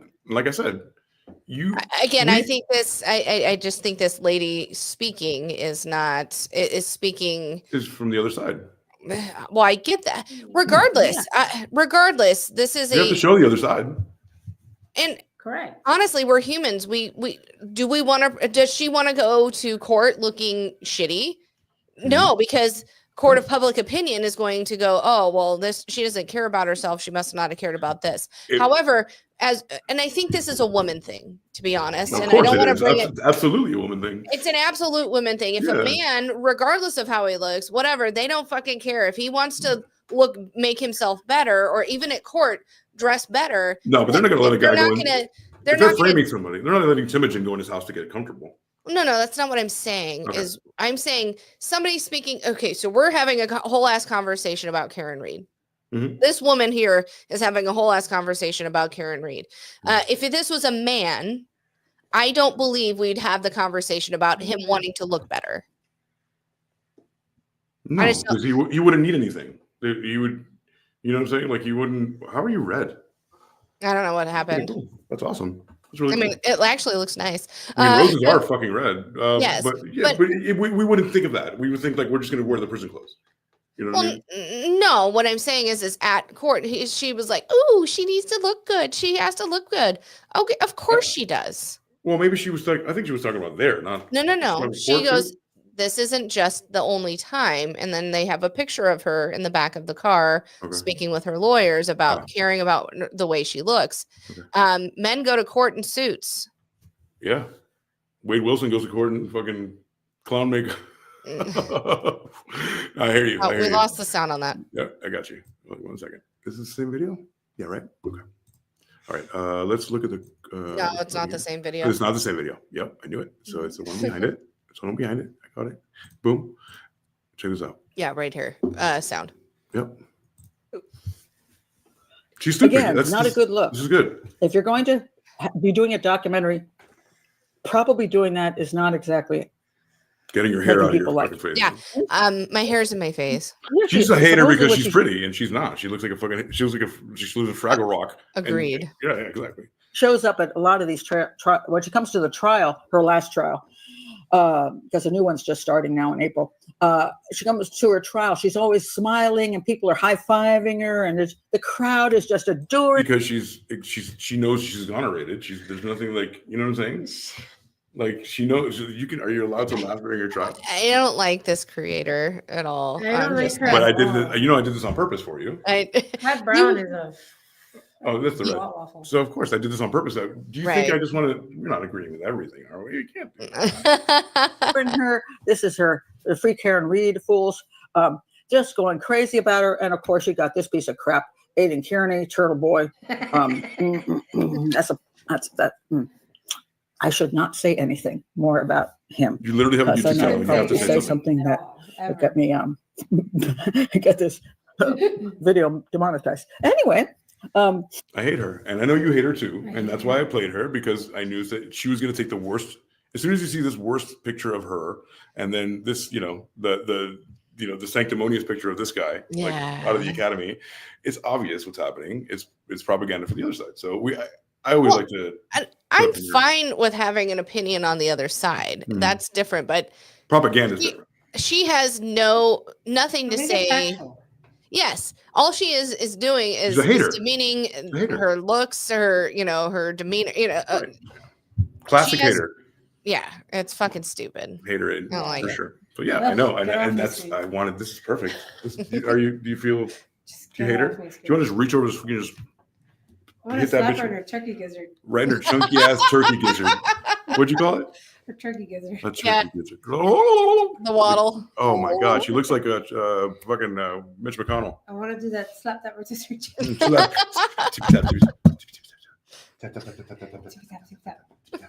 Tippy tap that rotisserie chicken.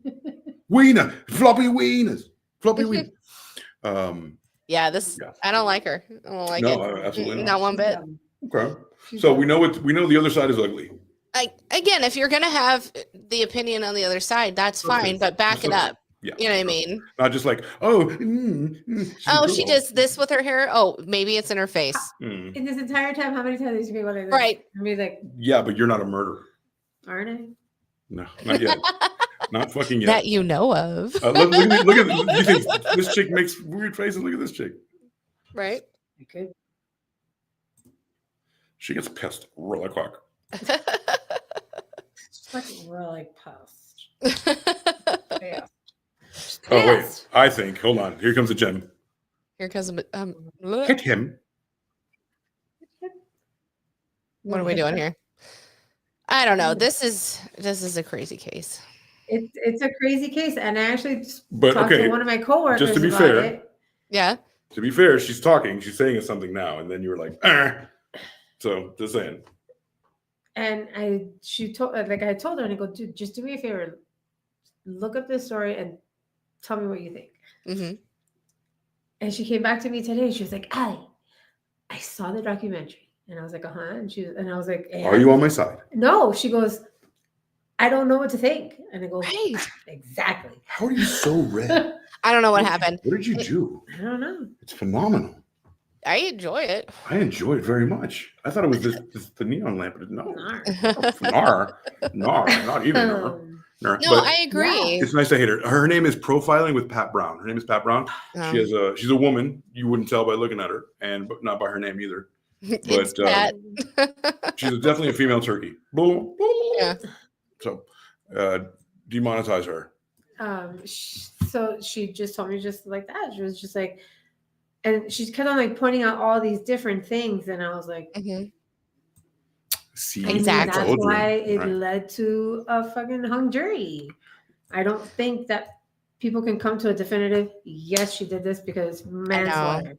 No, I also don't think that people can cut and dry and be. And I'm a very black and white person. Very much so. I'm extremely black and white. Very much so. Very binary. For me to find a gray, it has to be like big time. It's always very surprising what she does. I'm like, wow, you found a nuance here.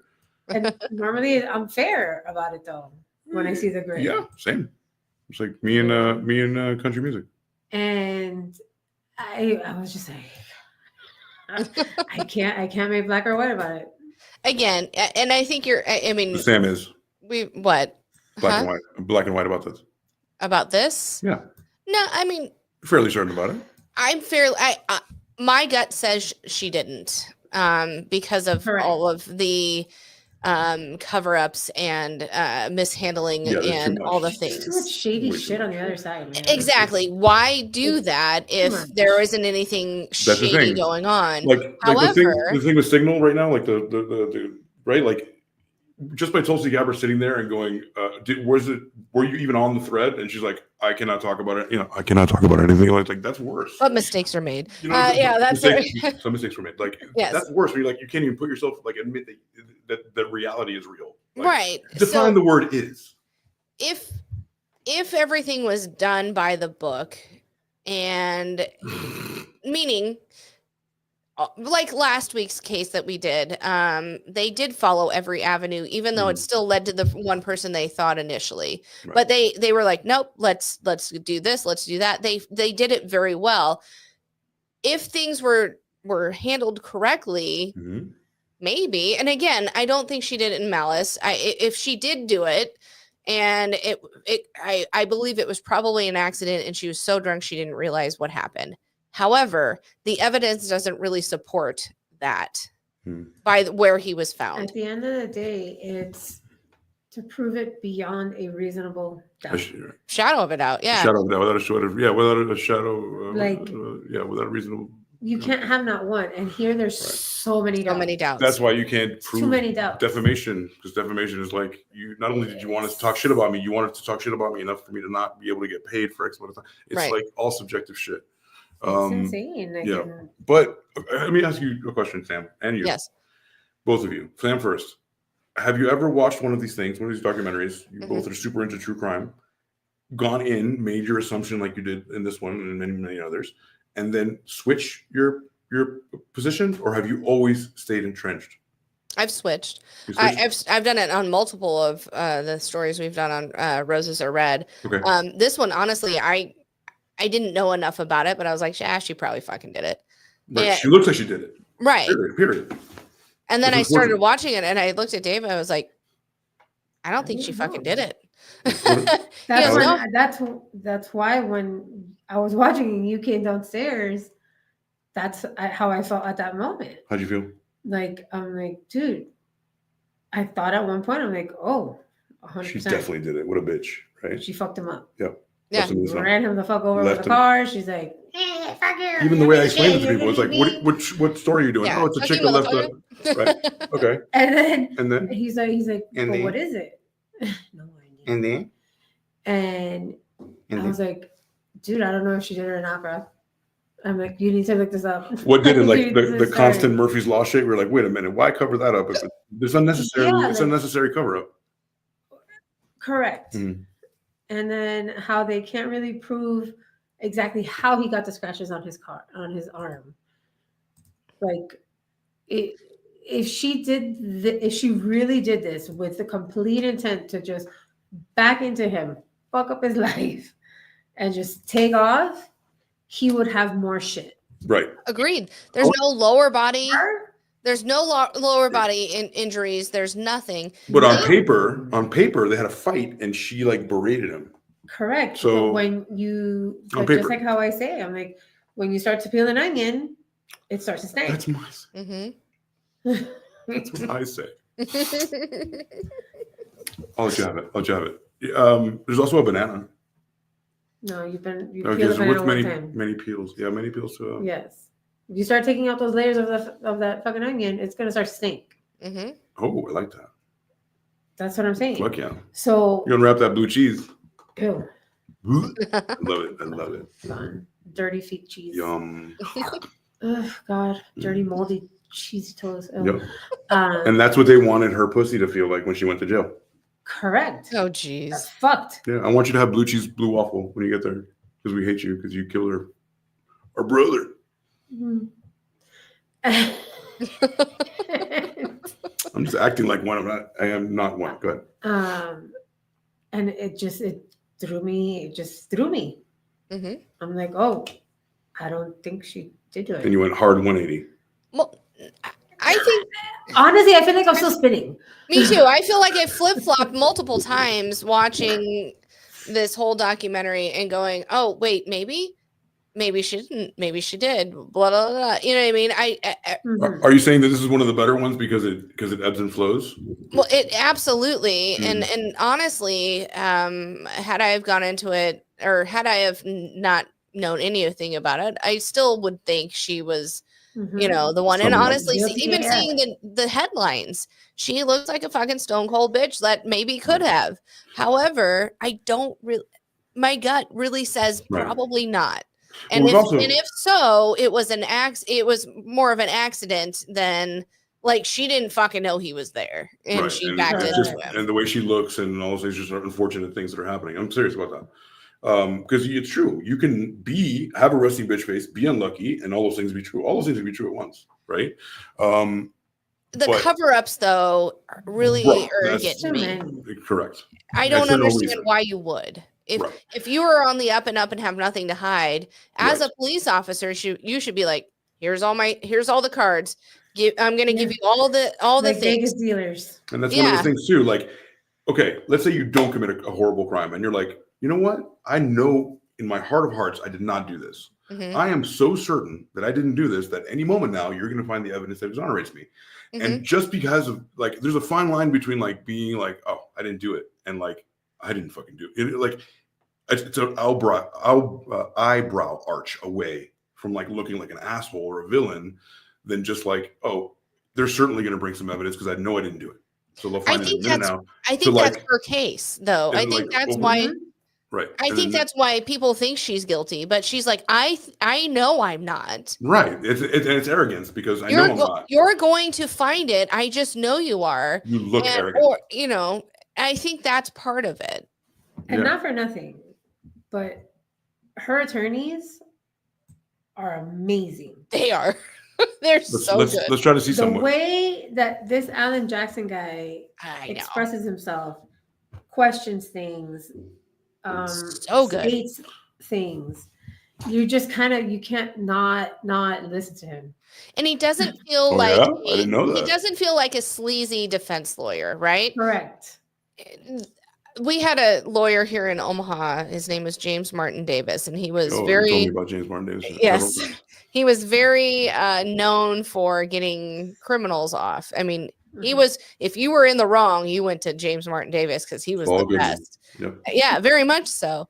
However, this guy doesn't feel like that. He doesn't give me the. There's a lot of defense attorneys that are great, and to get people off, like, you know, not everybody's Alan Dershowitz that looks like an asshole and gets assholes off. Right. You know, right. And that's like a crazy triumvirate, just like this chick.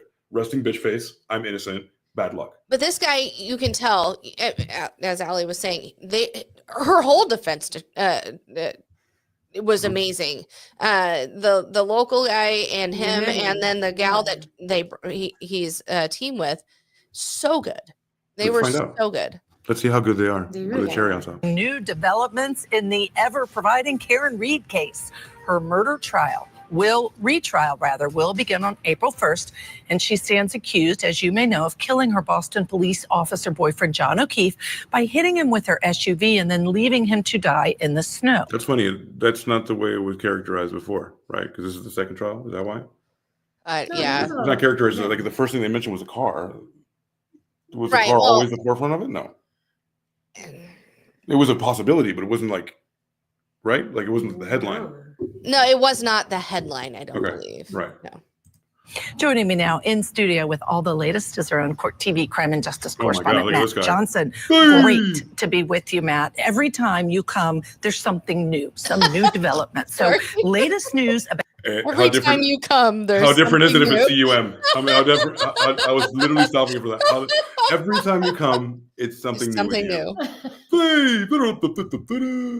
About Aidan Kearney. Tell us. Yeah, you know, this is part of the flurry of motions and the rulings that Court TV received earlier today. The judge in Turtle Boy's case is allowing the Commonwealth to access cell phone data, pictures, and text messages between Aidan Kearney and Karen Reed between April 8th and October 5th, 2023. That window. That's what led to this dramatic moment yesterday. Remember this, Judge Ashley, when Karen Reed. Look at that. Look at that. She's like, what the fuck? What are you doing? She's looking at somebody like, what the fuck are you telling me? What are you asking? What'd you said? Cannot do that. You can't. You have to be stoic. You have to look remorseful. You have to look down. You have to look at the judge. You have to have puppy eyes. You have to have tears in your eyes. You have to. I've learned so much from you guys. I can't just walk into court like, "What's up, judge?" No way. But that's not what she's doing. She's like, she's looking back over her shoulder, going, "What did you just say, bro?" She's fucking mean mugging this dude, like whoever mean mugging, like fuck saying. You said to me. That's what I was saying at the very beginning. Yeah, I agree. You're sitting there and you're going to be talking all this mess out of your ass. Yeah.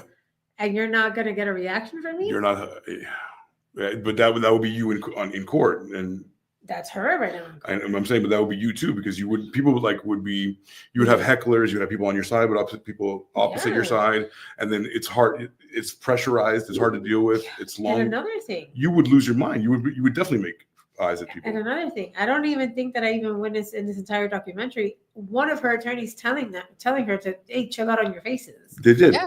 They did tell her. They did? Yeah. Yeah. Oh. They did tell her. Yeah. Like they episode 3 in the documentary. They're like, you need to fucking. You know why? Because they're amazing. They're like amazing lawyers. She's like, I'm really trying. I don't know if I can. I was born a bitch. I was born a fucking. Well, she's also self-assured and knows who she is and is not gonna. And in a way, she's like, no, you don't get to talk shit about me when I know it's wrong. You know. That's what I was getting at. At what point? Where's the line between like I have to play it cool and my integrity, right? So I might have to compromise a little bit and pivot my normal way of doing things just so I can get out of this mess, you know. And that in and of itself might prove that she's not as mentally. Well, that just might be not be a strength that she has. I mean, let's be real. We can't always be perfect at everything, and nobody is. One thing, just this one murder trial. That's the thing. Not everything. Just like don't look like an asshole at your murder trial. Like I think you can pull that off, Sam. You know, like if I told you like this is either you shit in front of a woman for the rest of your life, or you go home, you'd probably be like, you put those doe eyes, and you'd be like, oh God, I love you. You know, I'm not. But how you don't want to be disingenuous though. Yeah. Oh wow! So you can. Think about it. You can look too remorseful. Yeah. Wow, a whole year. It looks like you're trying to lay it on thick. Oh God! So a whole year of like identifying people like this motherfucker doesn't. No, hold on. You can. How many times have we seen something? We just last week, Paul in the interrogation room. We were like, he's a fucking bad actor. Yeah. What if you can't genuinely put on the doe eyes? Right. Well, look. Then you look like you're hiding something. I'm not even saying doe eyes. I just referenced that because that's what you said. Yeah, I know. Yeah. And then I misspoke. Like, you don't have to take it to that extreme. I was being hyperbolic, but like, at least don't peer at people like you're gonna fucking stab them after a court. You know. Well, if somebody says something that's gonna get a bitch cut, I mean, then that some people on a podcast are gonna clip this and just keep that up. Right. It's you now. You know. Play. Yes, ma'am. And her defense team stormed the courtroom mid-argument by Special Prosecutor Hank Brennan in Turtle Boy's case. Reed's team told the judge there in that case that the hearing was, quote, bizarre, and that she had a right to be there because that hearing was called under her criminal case number. Brennan said that he wanted Carney's cell phone data connected to the allegations of witness intimidation of key witnesses, including the McCabe's, Alberts, and Proctors, not to prove witness intimidation by Karen Reed, which she has not been charged with, but to show consciousness of guilt in her case. What is consciousness of guilt? Like she knows she's guilty. She's not being delusional about it? I don't know. Prove it? That's a good one to look up. So yeah, I mean, so the text, I don't know, maybe I can try to find the text that they put them up. I don't want to, oh, here they are. They're probably spiked here. Let's give it a sec. Yeah. Ooh, girl. We're going to get that tea. You want to drink that hot tea? I don't know. What if I ran over his foot or what if I clipped him in the knee and he passed out, or when he went to care for himself, he threw up or passed out? And David said, yeah. Then you have some element of culpability. So that's how I thought about things in the first 3 days. So the court document then goes on to say this. Attorney Yannetti's statements to the defendant are admissible pertaining to the defendant's state of mind. It then reads, statements are relevant to challenge the defense's later purported claims of third-party culpability. What what we would want to avoid is what appeared happened in the last case when it was just a broad-based attack on anybody. There has to be relevance between who they choose as a target and the crime itself. Well, the potential third-party culprits that we have identified are Brian Albert, Brian Higgins, and Colin Albert. And I have a lengthy... Are these your defense attorneys that you liked? That's her first one. That's her local one. Gotcha. Argument prepared detailing the evidence against each of them. Defense has to make a decision as to what you intend to provide me so that I can make this ruling. Okay, so jury selection is set to begin. Your Honor, I move to get some lunch and get some lobsters. JFK was for around there. Yeah. Yeah. So look, Boston in general is a weird fucking dark place with many mysteries because New England is full of mysteries. Is it weird when you get a certain accent, as like a Southern accent or a Boston accent, that you almost discredit the smartness of the person? Well, I mean, what if it was the same evidence, but I sounded like this, and it was like South Carolina? You're like, Right. I would be like, no. Yeah. You know what I mean? That's top of another stereotype. It's so, we shouldn't be that way. I mean, there's plenty, but Alex Murdaugh in South Carolina.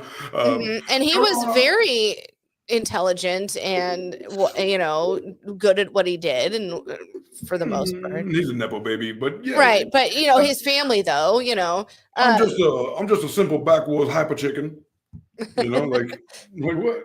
Like that's the way this. If you do that, but sometimes when you hear a New York accent or even a Boston accent, an East Coast accent, you're like, let me present to you the fucking evidence, all right? Let me show you. Hold on. Like my cousin Vinny, right? The two Utes. The two Utes. What's the line? Go for it. Do it. Which one? Do the. I know you have the whole thing memorized. Go. You're Marissa Tomei. Oh my God. No, I'm not going to do it. Yes, I'm sure. I'm positive. See? I love that fucking movie. Anyway. Oh yeah, I know what you mean. Like, look, if people like talk like this, like, hey, yeah, I'm the defense attorney. Let me hold on. Let me show you what Excuse me. It discredits them a little bit, though. It does. Right? I mean, if everybody's talking like that, then maybe right. But like, but her attorney, the local guy, didn't talk like that. But wait, one accident that transcends everything. The South, the North, the East, and the West is this one. It doesn't matter. Everyone, even people from El Paso, Texas, sounds like this. Like the gay guys sound like this. It's not like, hi, right? I'm from Boston. It's true. It transcends everything. It's not a regional thing. It's I was born with it. And April 1st, and like this. Don't share that. Straightforward. There could be from federal court because they are appealing the decision about denying relief from two of the charges. Right. And are they investigating the investigators? Is that something that I heard? Yes, FBI is investigating the investigators. Freaking that Trooper Proctor guy. Yeah. Got fired. Good. For professional misconduct. Trooper Proctor. That's where I used to live on Proctor Place. Because he was the one that I think initiated the whole like group texting. Yeah. And he was the one that was like, look at this fucking cunt, huh? Calling her name, calling her the C word, and that she's fucked. You can say it, baby. Skate. And then somebody was like, oh, but what about the house? And that he wrote. She ain't got no ass, but she got nice titties. He wrote something along the lines of, oh, the house was a cop house. Right. So we're good. Here we go. Yeah. Yeah, he looks like a douchehead. Yeah, this guy looks like a literal thumb. He does. No, he looks like a literal Disgraced Massachusetts State Police Trooper Michael Proctor, who rose to infamy in his handling of the Karen Reed murder case, has been fired. The agency announced Wednesday. This is bless you. This is from. You guys see everybody's making so many noises tonight. I had a hiccup. Sorry. And she's and I have allergies. It's awesome. Sorry. Y'all sound great. So, State Police Colonel Jeffrey Noble. Can you see your ear? That's okay. Yeah. They can hear. You know what they see on the radio? Nothing. State Police Colonel Jeffrey Noble terminated Proctor at the recommendation of a trial board, which found him guilty of unsatisfactory performance in consuming alcohol while on duty. Anybody see the movie Wow. Bad Lieutenant? He's like fucking. He's like a lieutenant. He's like solving a crime. He's like, his Harvey Keitel. He's doing fucking blow, and it's crazy. I mean, that would think it'd make you better at it. I would steal all the weed in town, and I would smoke the weed as I stole it. Noble's personnel order specifically points to Proctor's conduct as a lead investigator on Reed's case, particularly the vulgar texts he sent family, friends, and coworkers about the defendant. Yep. Let's take a look at these vulgar texts. Hopefully, they can I can read them because I love that. 4 p.m. update. Whack job cunt. There it is. There it is. Now we're getting somewhere. All right. That's what he called it. So Trooper Michael Proctor confirms he called Karen Reed a whack job cunt in his texts with friends. Massachusetts State Police Trooper confirmed that Karen Reed, a whack job cunt and retarded, quote, retarded, and made light of her Crohn's disease, her stomach problem, right? Hard. That's okay. Retarded. No, it's true. It was retarded. What are you fucking retarded? Fucking retarded. Yeah. Get the fuck out. Get a little fucking, what do you got over there? Cumberland Farms? Cumberland Farms. Made light of the Crohn's disease in her texts and sent to friends, family, and colleagues during the investigation into Boston police officer John O'Keefe's death. Quote, I don't have an explanation other than they're regrettable, and it's something that I'm not proud of. Language that I use. Figures of speech. Yeah. I was retarded. Using that language, I was fucking retarded. I just got to think about Bill Burr when I do that. And then on the stand, Proctor read through the pages of messages exchanged with childhood friends in the hours and days the O'Keefe was found unresponsive and fellow Boston police officers' lawn in Canton. The recap below reflects some of those conversations as they were read aloud in court. So this was read aloud in court. It says, I'm sure. Oh, wait, I can just press play. Can I do that? I'm sure.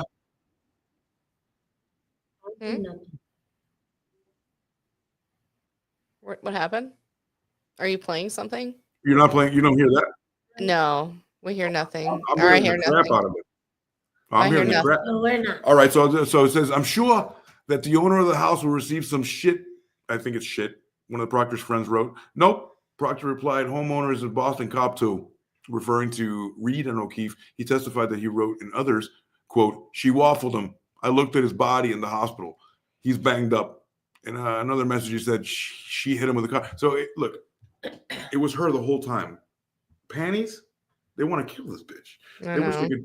They wish they could throw her off the side of the fucking man's pipe. I understand that. I hope your fucking labia falls off in jail. And I hope a snake crawls up in there. All right, we are a little over the 2 hours, but AC, and after we've kind of gone through everything, what are your thoughts? I don't care.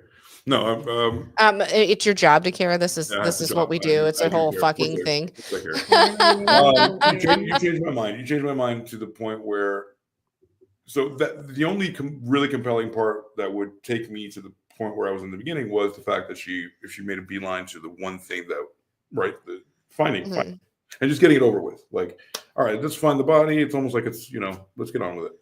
But the more you look into it, and obviously the behavior of the cops, the text thread, the guy's a retarded cunt. What fucking kind of? I'm not talking. Wait, let me look over here. Yeah. What? I'm just Look acting. somewhere else, I'm huh? just acting. I'm just doing. Even if I look right at you, yeah, I would never call you Turn a your camera retarded. off I would right never call you retarded. Yeah. But no, really, like that in itself, like making a thread just to talk shit about her, disparaging her, not giving her panties, like this is all the telltale signs of a frame up fast because somebody's dead and that makes us feel better, and or we just fucking hate you and you're a retarded cunt. So right. Get the fuck out of here, you fucking retarded.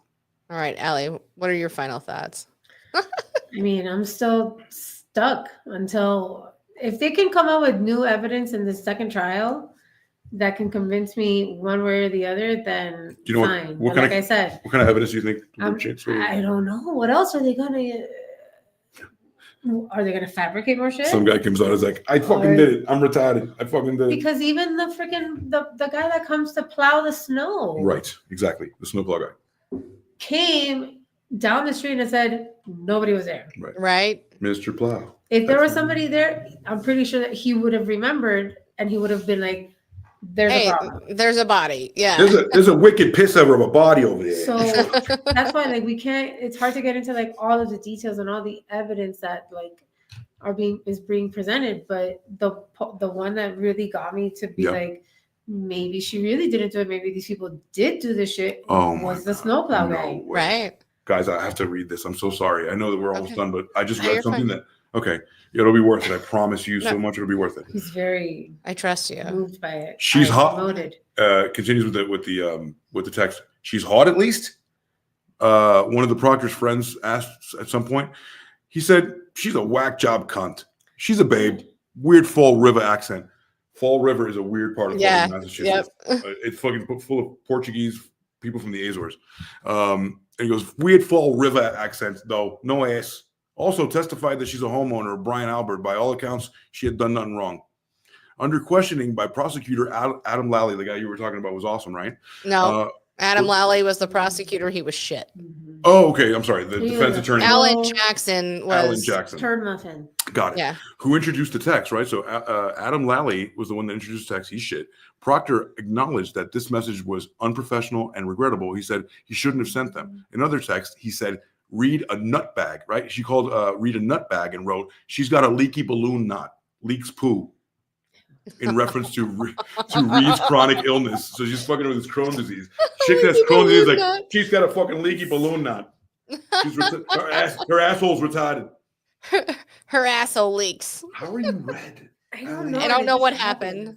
I love She does this and it never happened before. Did you do something like this? Like, but no, I mean, but to go back to what I normally say is just, I don't know.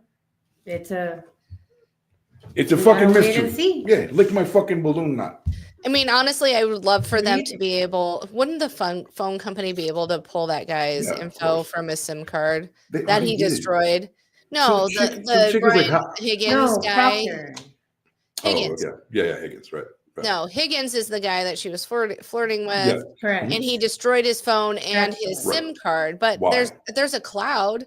They've got a backup of it. I'm sure they could subpoena some of those records. This is 2022? It happened in 2022. Yeah. Like, there were cell phones back then. I remember. Yeah. There were towers. Yeah, there was all the things. I mean, I want them to find those records. I want them to, bring them go forward. find the fucking rehomed dog unless it's been put down. I mean, go fucking get its teeth marks. Maybe match them up to the arm. I want them to do better. A nut bag, all right, and she's got a leaky balloon knot. Fucking leaky balloon. Cunt. She's a retarded cunt that fucking leaks balloon knot and poo out of her butt because it's retarded. She got a retarded butt. Retarded butt. All right, everybody have a good night. Honestly, I truly, if she did it, I think it was a pure accident. Honestly, by where his body was found, I don't believe she did. I don't think the physics match up. It's been a long time since I took physics, but I did pretty good at it, and I don't think that's. I really don't. I don't think the math on this, and I think, and I still have so many questions. I know, why cover it up? Why? Exactly. That's the thing. Like, not there's just no reason. that, if you're completely innocent, why be so shady? And here's another thing: why look like you have a layer inside of a mountain? In this picture right here, like, I will destroy you. She can't help her face and the way it makes faces. I mean, it doesn't help her. She may not even realize she's looking like a stone cold bitch. Yeah. You know what I mean? She Hasn't it might be helped like her, this. though? Because Wait, what? Go ahead. I'm sorry. It helped her. Say again. Don't you feel like it has helped her, maybe because the fucking jury can't figure it out? Right. That's because it's so skewed. Like, imagine there's only a couple of things on the other side that's really not exonerating her. Her face, the Higgins cell phone. No, I know. Right. There's a couple of things, but the face is like a big thing. Other than that, there's like a mountain of evidence that she's innocent. Wow, I couldn't think of that word. She's there's a mountain of evidence that she's innocent, but her face is really keeping her back, along with the cell phone. What else? What else is keeping her back? No. You know, being drunk. Right. Being exactly. drunk. Being drunk. I mean, Okay. Having everyone was Being drunk. Right. Everybody's drunk, but then everybody has this face. I will destroy you. But again, you can't Maybe help she wants what it. your face looks Yeah. like. She Yeah, might but be life is like, not "This fair." is my nice face." Yeah, but this is life. But life ain't fair. No, for You know real. how many times I've caught myself in pictures that I'm like, God, I'm Oh, I actually thought I happy would look. there. Yeah. Like, Yeah. I thought I was like I said, not my professional comments, but based on the day's interrogation, it's best that we strike that. But comment about looking for nudes on Reed's distasteful joke. He also said Proctor exchanged. We're almost done, but this is good. This is juicy. This is what people tune in for. Undetermined, of course, it's undetermined. Blah blah blah. Another group chat where fellow trooper sent a picture of one of Reed's lawyers, David Yannetti, August 2022. That's Funny. okay. I'm going through his retarded client's phone. No nudes so far. This is the second time we read it. I hate that man. I truly hate him. But now I have more context and I can do it like, with the... Yeah. Anyway, Joe. Jackson and Cruz is... I want to see more of Jackson, too. I want to see more of this dynamic. I will gladly come back and do another freaking. Once we get through, I mean, we should do updates on the trial, but I feel like we're gonna have the next trial. I understand why there was a hung jury, not journey. I understand why there was a hung jury because I can see how people will be like, yeah, she's fucking, she's guilty, and I know I would say she's innocent. But, I could see how seeing that trial, they'd be like, I don't know where to go on this. Right. But hopefully the defense can, I don't know. For me, I still feel like she is not guilty or guilty of a lesser crime. I don't hope anything. Since I'm not vested in this. I hope they can just bring it all to light. Yeah, I want the truth to come to light. And if she's the mastermind behind it, so be it. If not, then, but yeah, I mean, if it turns but out did they frame her that way? Oh, you meant words, but did they frame her that way? You have to trust the establishment that tried her too. So. I mean, it's hard. All complicated. But it is. Why we're not attorneys, guys. Yeah, well, exactly. I'll tell you what. Let's go get some fucking pizza. All right. Well, we will see you all next week. I will not be on next week. It'll be Rose and AC and whoever they decide to come on. I am going to be in Australia next week. I'm so excited. We leave Tuesday, so from the unknown. It's awesome. Yes, really excited. I will try to catch it and put it on the phone. Yeah, while call you me guys call me with Rocksteady. Yeah, absolutely. We will be doing a How long is that flight? We have 30 hours of travel time. Our longest flight is 15 hours. Oh my! It's a wicked pizza, and that's from LA to Sydney. So it's gonna be a long time. I'm really excited though. We will do. I think. How was your day? We'll do one show down there. We might do a pop-up show, but we will try to do one show. What time would I have to wake up to do Roses Are Red? Huh? What time would I have to wake up to do Roses Are Red? Well, would I have to wake up to do Roses Are Red? I guess, yeah, you. So Roses Are Red starts at 9 here, which would be 10 o'clock in the morning there. I am not taking that time to do that, though. I'm going to be having a good time. I get there the day. I'm actually going to have a good time for a change. But we will be doing, hopefully maybe doing a show. But while we're down there, it'll be our last day there that we do it. But But Let me know if you want me to hop on with you guys, I'll do it. Absolutely. Well, I'm thinking Thursday, our last day, which will be the 10th, will be if we do a show at our normal Wednesday time would be like 9 o'clock in the morning Perth time. So I can do it. So I'll say I have a meeting. And I'll do like a Zoom link and. Well, no, it'll be regular time in the States. We'll just do it early in you should do a normal time. You and we should adjust. No, Yeah. no, because our audience is here. So, but no. So I'm really excited. It'll be fun. Yeah. I'm hoping it'll be only, I don't know, 1 week that I missed, but we get into town on the 11th at like 4:30, and I don't know how jet lagged I'll be. Don't you worry. You got this. I might be here in 2 weeks. It might be 3. So Gotcha. but I'm really excited. Other than that, this has been great. AC, thank you for coming on. How was your day on Wednesday? That was so much fucking fun. It felt like the old days. Yeah, I wasn't thinking about a thing. It's just blah, blah, blah, you know? I know, it was really fun. I really enjoyed that. And Alli, thank you for fucking joining us. You always bring us really great stories to do that elicit a lot of feelings. And again, I came into it thinking she's fucking guilty, and I was like, nah, I don't think she is. Same. She likes to push buttons. Yeah, I like it. I like it. Again, I'm not a woman of many words, but when I have them, listen. Absolutely. When I have them, put them on a podcast. That's how we should do it. Somebody teach him them. I try to waste all my words here so then I can, we can be like, how, feeling. Everyone, have a wonderful night. Follow us on YouTube. Hit the subscribe button, as well as the like, share with a friend. On Spotify, if you're doing the audio version, enjoy it. Check us out on YouTube if you want to see our mugs. Yes. Everyone, have a wonderful weekend. A couple wonderful weeks for Sam and Dave that are getting to Australia. You're stuck with me. You're stuck with me.